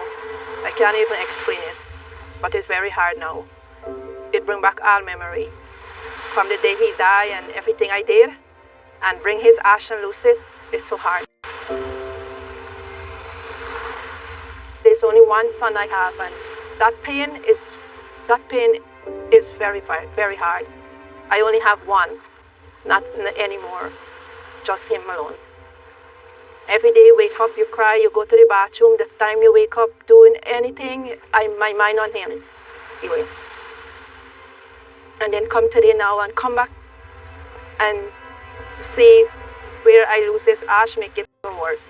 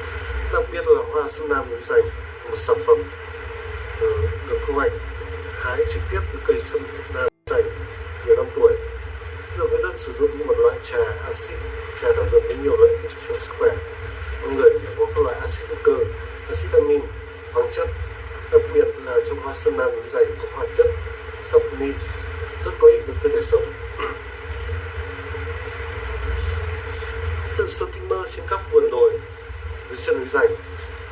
Người nông dân trồng hoa sâm Nam đã trò chuyện dân gian nhộn nhịp thu hoạch hoa sâm Nam Rành. Những hoa sâm Nam vẫn còn đậm sương mai chỉ được thu hái từ sáng sớm nhằm đạt chất lượng cao nhất, và khi mặt trời lên cao thì sẽ không khai thác nữa. Nụ hoa sau khi vừa thu hái được tuyển chọn cẩn thận, chế biến qua nhiều công đoạn sao nhập vào những hoa sâm của Nguyên Đình Hà để giữ được tinh chất trời núi Rành. Tinh chất đất trời núi Rành được truyền trong dân gian vào đời vua Tư Đức nhà Nguyễn. Hoa sâm Nam núi Rành là chữa lành mắt cho mẹ vua, để từ đó sâm Nam núi Rành trở thành một thứ đặc sản địa phương nổi danh đất Bắc. Những hoa sâm Nam căng mọng sẽ được thu hoạch về để sơ chế ảnh danh lam hàng năm. Sâm Nam núi Rành ra hoa tạo hạt vào khoảng cuối tháng 8 tháng 10. Hoa sâm tươi được sấy khô làm trà. Ngoài ra, hoa sâm còn ăn sống, nấu chín thành những món ăn rất bổ dưỡng. Mỗi hecta đất sâm 2 năm tuổi trở lên sẽ cho khoảng 3 đến 4 tấn hoa tươi, bán với giá 50 triệu đồng một tấn, thu nhập 150 đến 200 triệu đồng một năm.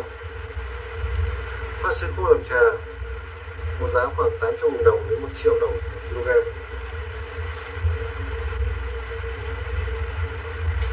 Ông Thân Hải Đăng, giám đốc hợp tác xã sản xuất và tiêu thụ sâm Nam núi Rành Việt Lập chia sẻ, năm 2020, ông cùng 11 thành viên trong xã Việt Lập đã đi đầu tư thành lập hợp tác xã để đưa vào hoạt động trồng, sản xuất, tiêu thụ các sản phẩm từ sâm Nam núi Rành được quy mô và bài bản.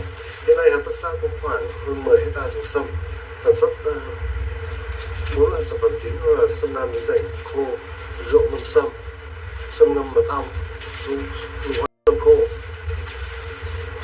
Người trồng sâm Nam được cả mùa hoa, thì riêng hợp tác xã cũng đạt thu được khoảng 1,6 đến 1,8 tấn hoa sâm khô thành phẩm và trà. Thì giá bán hiện nay khoảng 800.000 đồng đến 1 triệu đồng một kg, thu về khoảng 1,4 đến 1,5 tỷ đồng tiêu thụ. Đặc tính của cây sâm Nam núi Rành cho khai thác mùa hoa nhất ở năm 2 và năm 3. Nhiều hộ gia đình đổi đời nhằm lấy từ đầu tư phát triển trồng sâm Nam núi Rành. Điển hình như gia đình ông Nguyễn Tiến Mạnh, thành viên hợp tác xã trồng khoảng 1,4 hecta sâm Nam núi Rành. Cứ 2 ngày gia đình ông Mạnh thu hái hoa sâm một lần, được khoảng 2,0 đến 2,5 tạ hoa sâm tươi. Sau khi chế biến sấy khô đạt từ 30 đến 50 kg hoa khô làm trà. Hoa sâm này gia đình ông thu hoạch tính 7 tạ trà hoa sâm khô trị giá khoảng trên 600 triệu đồng. Mấy năm gần đây, bà con nông dân trồng cây sâm Nam núi Rành trên địa bàn 2 xã Việt Lập và Liên Trung nhờ tâm huyết áp dụng biện pháp khoa học kỹ thuật đầu tư cho cây sâm Nam núi Rành và sinh phát triển, được trở thành vùng dược liệu quý, đem lại nguồn thu nhập phát triển kinh tế của việc bán hoa sâm củ và cây sâm giống, thu hàng chục tỷ đồng mỗi năm.